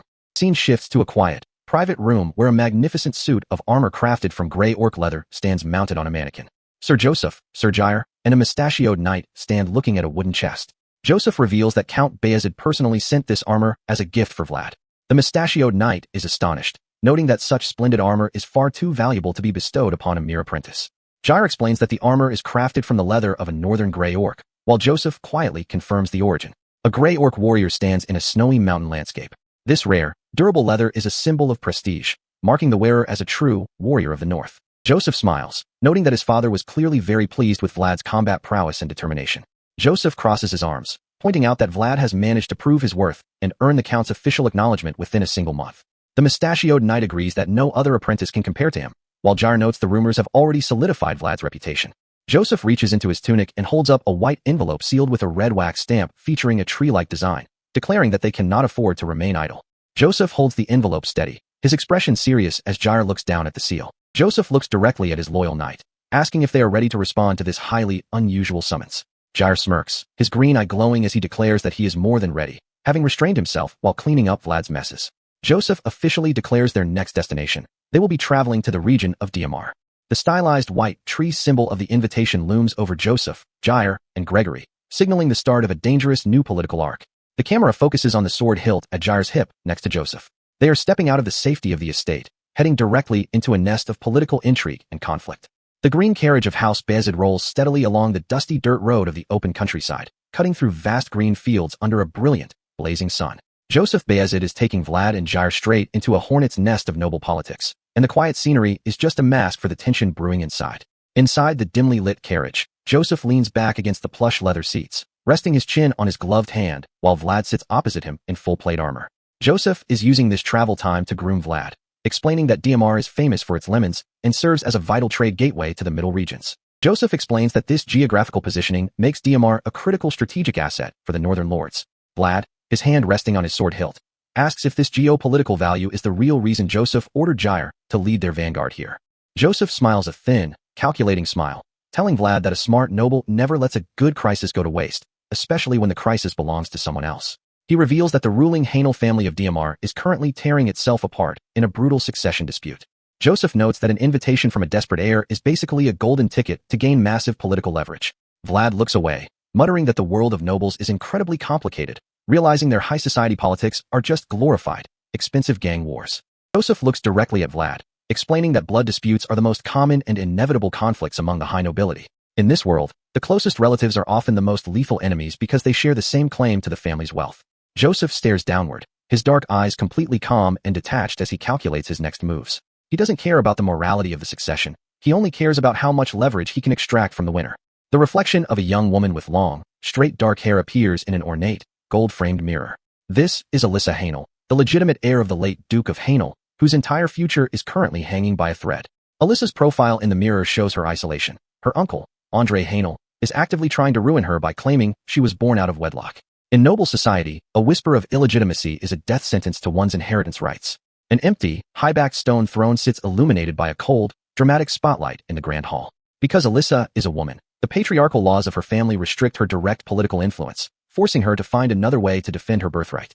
To prove her legitimacy, Alyssa has been forced to challenge her uncle's faction to a brutal, church-sanctioned group duel. This is the law of the land. When politics fail, the gods are called to judge the truth through the clash of cold steel. Joseph reflects on his ambiguous relationship with Alyssa, noting she is technically his third cousin on his mother's side. He has no reason to doubt her legitimacy, but her desperation is the perfect tool for his own advancement. Joseph tells Vlad that his father, Count Bayezid, has officially approved his plan to intervene in the duel and make the Hainel family permanently indebted to them. Vlad listens quietly, realizing the sheer scale of the trap Joseph is setting. Vlad looks out the window, watching Sir Jair ride alongside the carriage on his massive brown warhorse.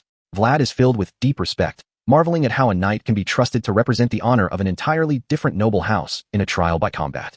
Jair rides with absolute authority, his dark silhouette framed against the glowing green hills. The visual contrast between the seasoned knight and the young, unrefined apprentice highlights the massive gap Vlad still needs to bridge. Jair suddenly glares back through the glass window, his brow furrowed in irritation as he demands to know why Vlad is staring at him so impudently.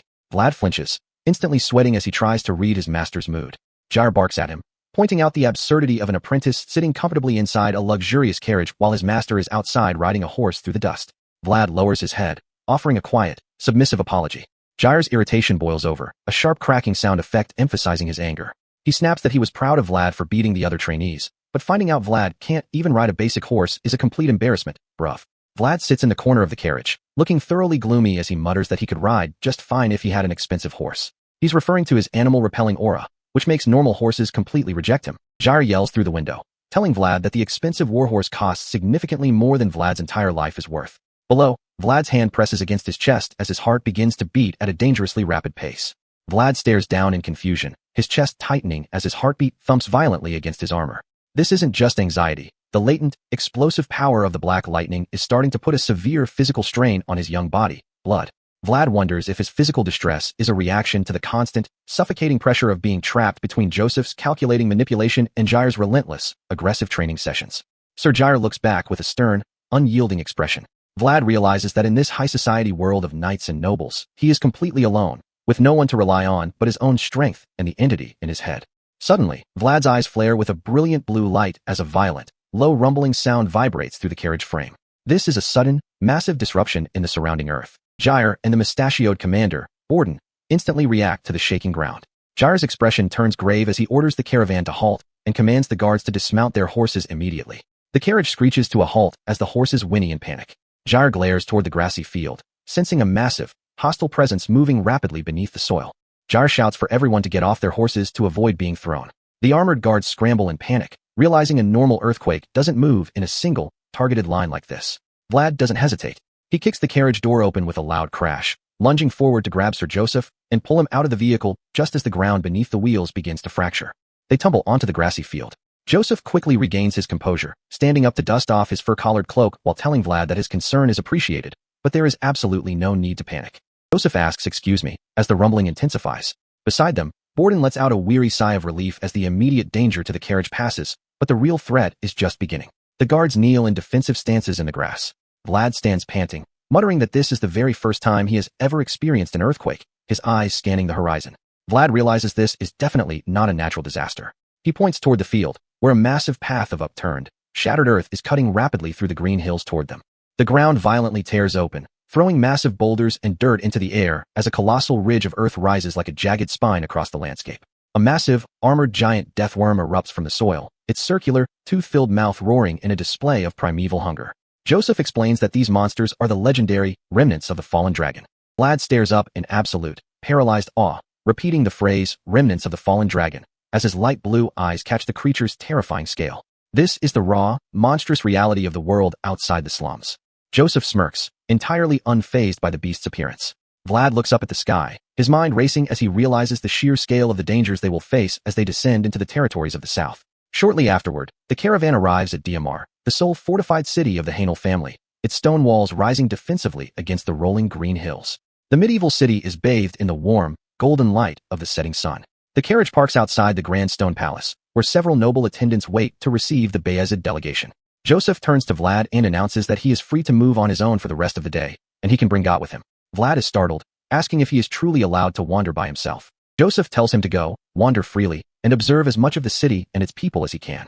Vlad looks slightly confused, unaccustomed to such leniency from his noble employer. Vlad asks for confirmation, his voice tense as he asks if Joseph is truly granting him this level of freedom within a rival noble's territory. Joseph looks down at him, asking if there's a problem with the arrangement. Vlad quickly adopts his polite poker face, stammering that he would love to explore, but doesn't understand the sudden generosity. Joseph explains his strategic reasoning. This group duel is a rare opportunity to observe high-level knights of varying expertise. He wants Vlad to study their movements and techniques firsthand. In Joseph's mind, knights clash in a swirling vortex of magical energy. He knows that experiencing combat firsthand once is infinitely more valuable than discussing strategy 10 times. Vlad listens intently, his blue eyes focused as he processes Joseph's instructions. He realizes Joseph is actively investing in his education as a warrior. Joseph's internal thoughts reveal his possessive ambition. He has already resolved to make Vlad his personal, loyal subordinate, and expanding the boy's knowledge is the first step in forging his ultimate weapon. Jair steps forward, sternly warning Vlad to avoid getting into trouble or getting beaten up by the local trainees, ordering him to meet for a brutal sparring session tonight to warm up. Jair mocks Vlad's horse riding skills again, stating there is no way to trust an apprentice who can't even handle a horse. Vlad looks down, his expression dejected under his master's harsh words. Jair commands Vlad to report to him every single evening, especially if he notices any suspicious or unusual movements within the Diamar estate. Vlad bows, replying, "Yes, Sir Jair." Left alone in the grand hallway, Vlad lets out a long breath. He looks around, thinking that since he has finally been granted some temporary freedom, he should explore this ancient estate. Vlad walks through the grand, sunlit hall, looking around at the aged architecture. He notes that the Diamar estate is significantly smaller and more worn down than the luxurious Bayezid residence. Vlad stands by an arched window, looking out at the stone courtyard. He contemplates the city's economy, wondering if their reliance on the lemon trade means the Hainel family is currently facing a severe financial crisis. Vlad's hand rests on the hilt of his sword, his fingers tightening against the leather wrap as a strange, cold sensation washes over him. Vlad looks toward the window, his eyes widening in sudden, shocking recognition. A bead of sweat drips down his temple as he realizes the surrounding landscape feels deeply familiar. Vlad looks out at a solitary, white, leafless tree standing on top of a distant hill. Suddenly, the voice echoes clearly in his mind, offering to share its memories of this graveyard if Vlad hands over his sword. An internal vision of a quiet, melancholic graveyard under the shadow of the white tree appears. The voice declares that it is finally time to return the favor, indicating a past connection to this place. The scene shifts to the blue-lit grand hall of the estate, where the formal political negotiations between the families are about to begin. André Haenel, the calculating uncle, welcomes Sir Joseph Bayezid to the estate, thanking him for making the long journey to assist them in their time of need. Joseph stands in the center of the hall, while Alyssa sits silently upon the high-backed throne in the background, her face completely cast in shadow. Joseph places his hand over his chest, playing the role of the pious, helpful ally. He smoothly declares that it is only right for Bayezid to support their family during this crisis. Alyssa sits motionless on her throne, her blue and white gown catching the light. She is a silent pawn in this high-stakes political game, her legitimacy actively disputed. Joseph looks at her, explaining that the Duke of Bayezid has officially granted permission for their intervention, and all that remains is her decision to accept their terms. Joseph's hand clenches tightly against his side, a subtle visual cue of his underlying aggression. He adds that everything will unfold according to their wishes, provided she wins the duel. Joseph closes his eyes, a calm, reassuring smile on his face as he tells her she has absolutely nothing to worry about under their protection. The golden sword crest of House Bayezid looms behind Joseph. He confidently assures her that the sword of Bayezid will always emerge victorious in battle. The intricate silver embroidery on Joseph's elegant blue tunic is shown in detail, emphasizing his high noble status and the wealth backing his promises. Following the audience, Joseph and André walk down the grand stone staircase of the manor under the warm, orange sunset. André warns him not to underestimate Alyssa's resolve. André explains that Alyssa has proven to be an incredibly strong, vigorous, and unwavering woman, refusing to back down even under the immense pressure of the succession dispute. Joseph agrees, noting that she didn't leave a single opening for them to seize the political advantage during their initial meeting. Joseph's face is shown in close-up, a dark, calculating smirk playing on his lips. He declares that regardless of her strength, they will proceed with their hidden agenda exactly as intended, ready to exploit the duel for their own gain. The quiet, golden warmth of a sunset bathes the solitary graveyard on the hills of Diamar.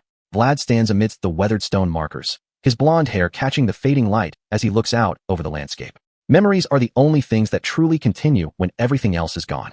The grave markers stand as silent scars on this hill. Humans are obsessed with leaving behind traces when they are terrified of being forgotten. He stares down at the dry, fallen leaves blanketed over the stone. Vlad's thinking about his own mother. He never had this kind of closure or a place to mourn her. He drops to one knee, his dark leather and metal armor shifting softly. If you are going to walk on someone's land, you pay your respects. He starts brushing the dry leaves away from the stone. His gloved hand sweeps the stone slab clean. It's a quiet, solemn moment of respect for the dead, a stark contrast to the violent underworld he left behind. Then he gets self-conscious. Bro really had a whole emotional monologue alone in a cemetery. He looks away, sweating at his own sentimentality. He draws his sword with a sharp, clean metallic ring. He's skipping the grand night trials below just to pay his respects in this quiet place. Vlad plants the blade firmly in the earth and bows his head. He clasps both hands over the hilt, offering a silent prayer in the fading twilight.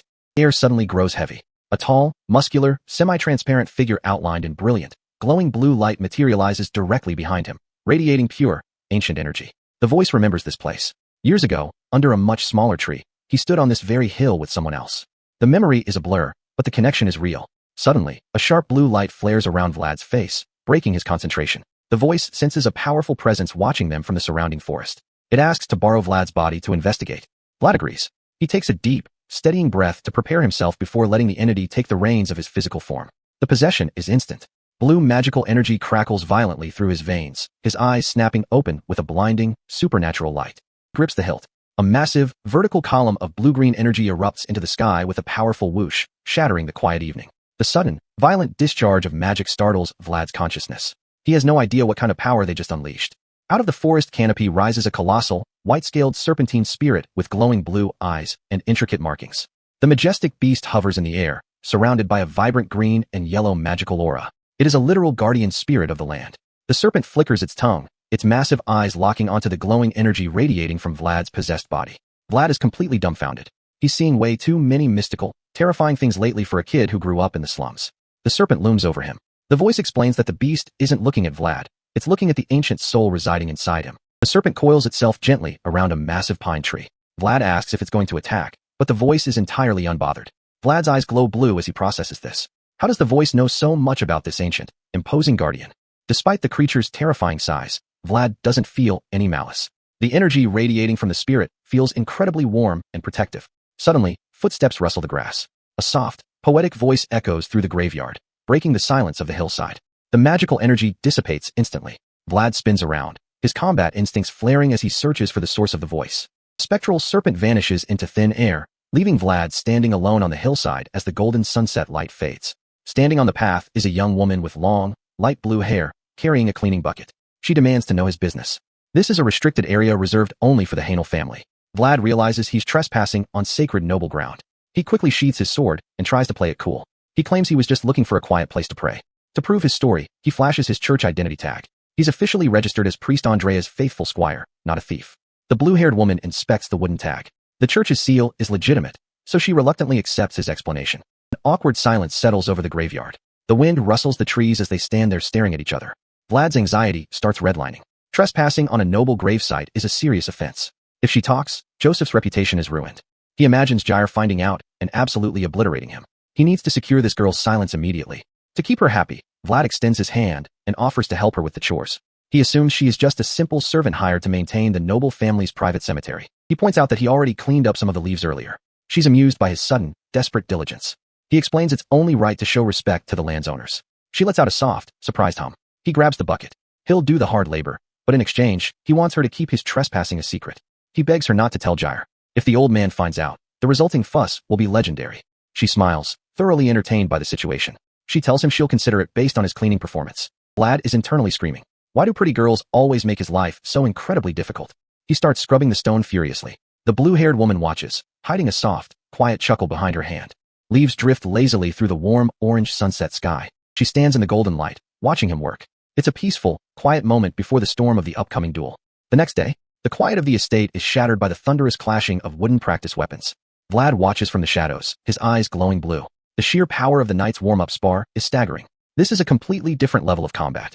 He realizes how much he still has to learn to survive. Two heavily armored knights clash in the courtyard, their strikes sending shockwaves of dust through the air. Sir Brodan, a mustachioed knight, stands nearby. He explains that Sir Pablo's shield techniques are seasoned enough to deflect anything. Vlad watches, sweating. The knight they are facing is a literal monster, a veteran of the central regions. Pablo raises his shield, deflecting a heavy blow with perfect form. The defensive mastery is flawless. Vlad leans against the wall, his confidence taking a massive hit. To become a knight, he has to match this level. Brodan claps his shoulder, joking that he's a knight too. Vlad mutters that not all knights are created equal. Later, Vlad kneels alone in the barracks. He finally understands his true rank in this massive, unforgiving world. He lets out a long sigh. The path ahead of him is incredibly long, and he has barely started his journey. The day of the duel. The empty throne stands waiting under the blue curtains, representing the family's power vacuum. In the prep room, Vlad pulls the leather straps of Jair's armor tight. The tension is palpable. Vlad glances toward the door. Andre Hainel stands with his supporters, plotting to usurp his niece's succession rights. Jair adjusts his eye patch and tells Vlad to watch closely. A duel of this caliber is a rare learning opportunity. Jair's tone turns unusually gentle, advising Vlad that he doesn't need to be anxious about yesterday's training. Vlad looks surprised. Jair smirks, teasing him about how obvious his anxiety is on his face. Vlad has a sweat drop. He's thinking about the gap between his skills and the monstrous knights he saw. Vlad recalls the combat scene. He was honestly shocked by their monstrous skills, realizing his own limitations. Jair lectures him. A child must start by taking steps. They're not capable of running yet. Jair continues. It's only natural for the journey to be longer the higher your goals are. Vlad closes his eyes, his expression turning serene as he accepts his master's advice. Understood. Suddenly, the announcer shouts. All shall pay respects. Vlad turns his head as the massive double doors open. Vlad watches the entrance. He thinks about the Hainel heir, remembering they are supposed to be young. The clicking of formal shoes echoes. Vlad looks up, his face pale with sudden, shocking recognition. The announcer roars. Lady Alyssa Hainel has entered. Alyssa stands revealed in her blue and white gown. Blood realized he's in deep trouble. Vlad stares at her dress in absolute, paralyzing panic. He just treated the head of the Hainel family like a maid. Vlad bows his head, completely defeated. He is officially cooked. Vlad walks beside Lady Alyssa Hainel down the grand hall of the Diamar estate. This matters because Vlad is stepping into the highest tier of nobility, far from his slum origins, and any slip-up here exposes his forged identity. Alyssa glances sideways at Vlad, and he instantly flinches. If she calls him out right now for his disrespectful behavior in the graveyard, his entire contract with Joseph Bezek collapses before it even begins. Vlad is internally panicking, sweating bullets as he realizes she recognized him.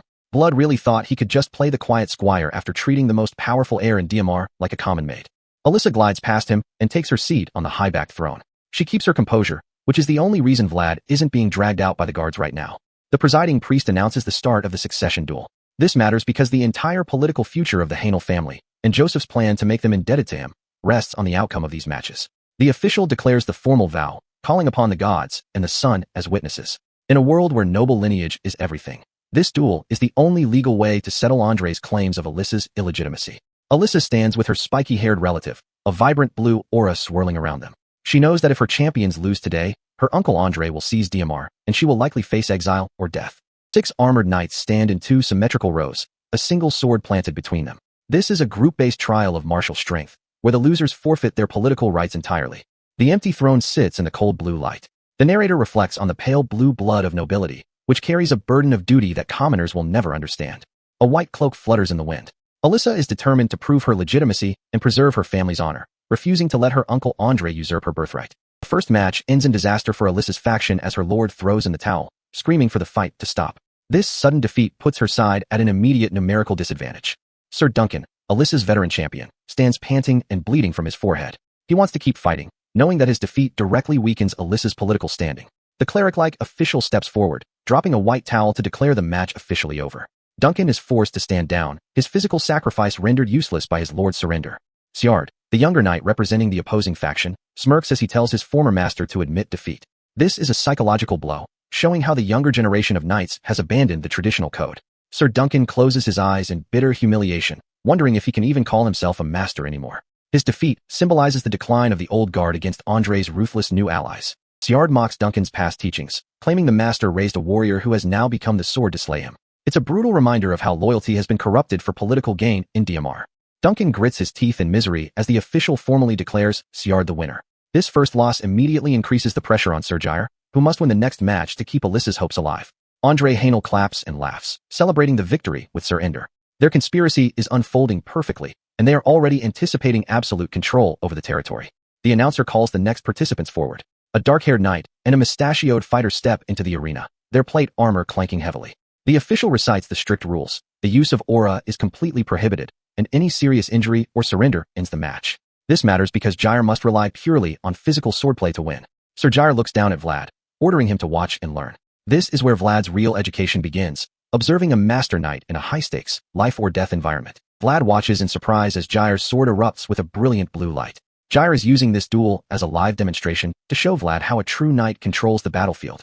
Jair refers to his mustachioed opponent as a pig, showing absolute confidence. He wants Vlad to see the psychological gap between a master and a mediocre fighter. Jair stands calmly behind the armored opponent as the match begins. His relaxed posture is a calculated move to bait the enemy into an aggressive, reckless attack.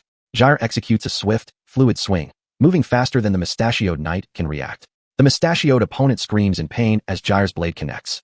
The strike is precise, designed to damage the opponent's posture without violating the rule against serious injury. The opponent recovers, gritting his teeth and believing he can still win if he increases his speed. He is completely misreading Jair's defensive strategy.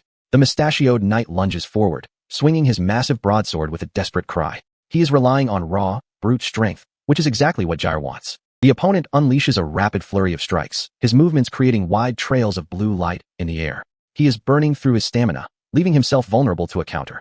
Close up on Jair's calm, focused face. He easily maneuvers through the incoming strikes, completely unfazed by the opponent's aggressive display. High-angle view of the clashing blades. Jair is systematically analyzing the opponent's rhythm, waiting for the perfect moment to strike. Andre's supporters cheer, believing their champion is pushing Jair into a corner.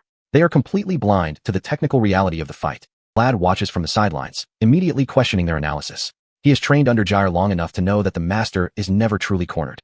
Vlad realizes the tide of the fight is flowing strangely, and that the mustachioed knight must feel the silent, creeping dread of Jair's trap.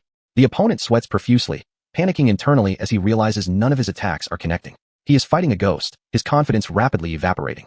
Jair whispers a mocking, "Oh," as he dodges another wild swing. He is completely playing with his opponent, breaking his spirit before delivering the final blow. The enraged opponent swings blindly, completely abandoning his defensive posture in a desperate attempt to land a hit. Jair parries the blow with effortless, blinding speed. The movement is so fast that the opponent's sword is instantly deflected. Vlad watches with wide eyes. The narrator warns that the true lesson Jair wanted to show him is about to unfold. Their swords clash in a brilliant burst of blue energy, the sheer force of the impact vibrating through the stone arena. The mustachioed knight's eyes widen in sudden, paralyzing shock as his guard is completely shattered. The opponent screams in pain as Jair delivers a precise, crushing strike that bypasses his armor. The opponent is thrown back by the impact. The narrator asks if Vlad was able to witness the essence of the technique. The narrator explains that Jair is forcing his opponent to miss by deflecting his attacks, introducing the fundamental concept of the counter. The counter is defined as a high-level defensive maneuver that neutralizes the enemy's attack and immediately transitions into a lethal assault.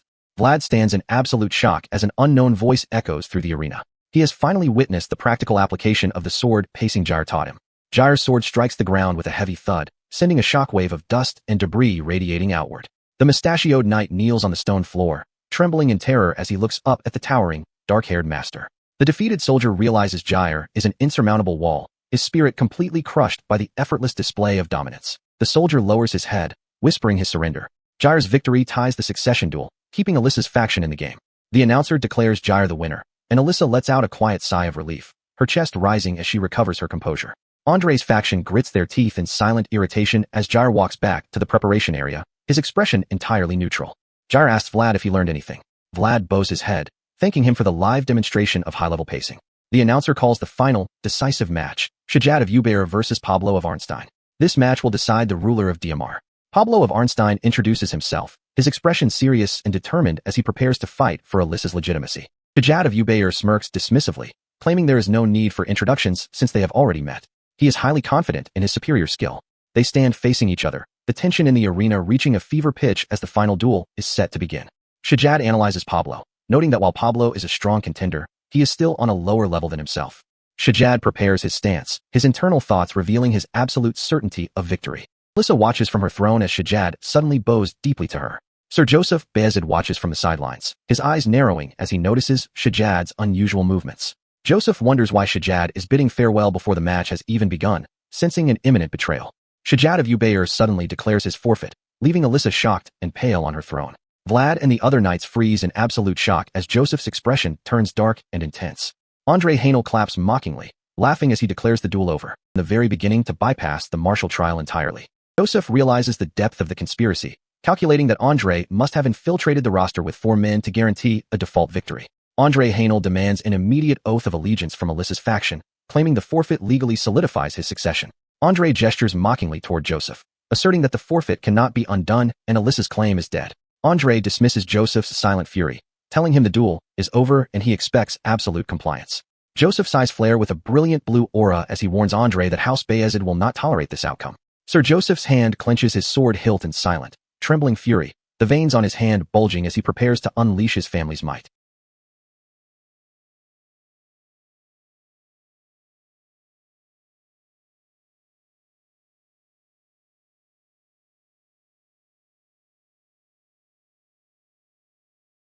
In the very beginning to bypass the martial trial entirely.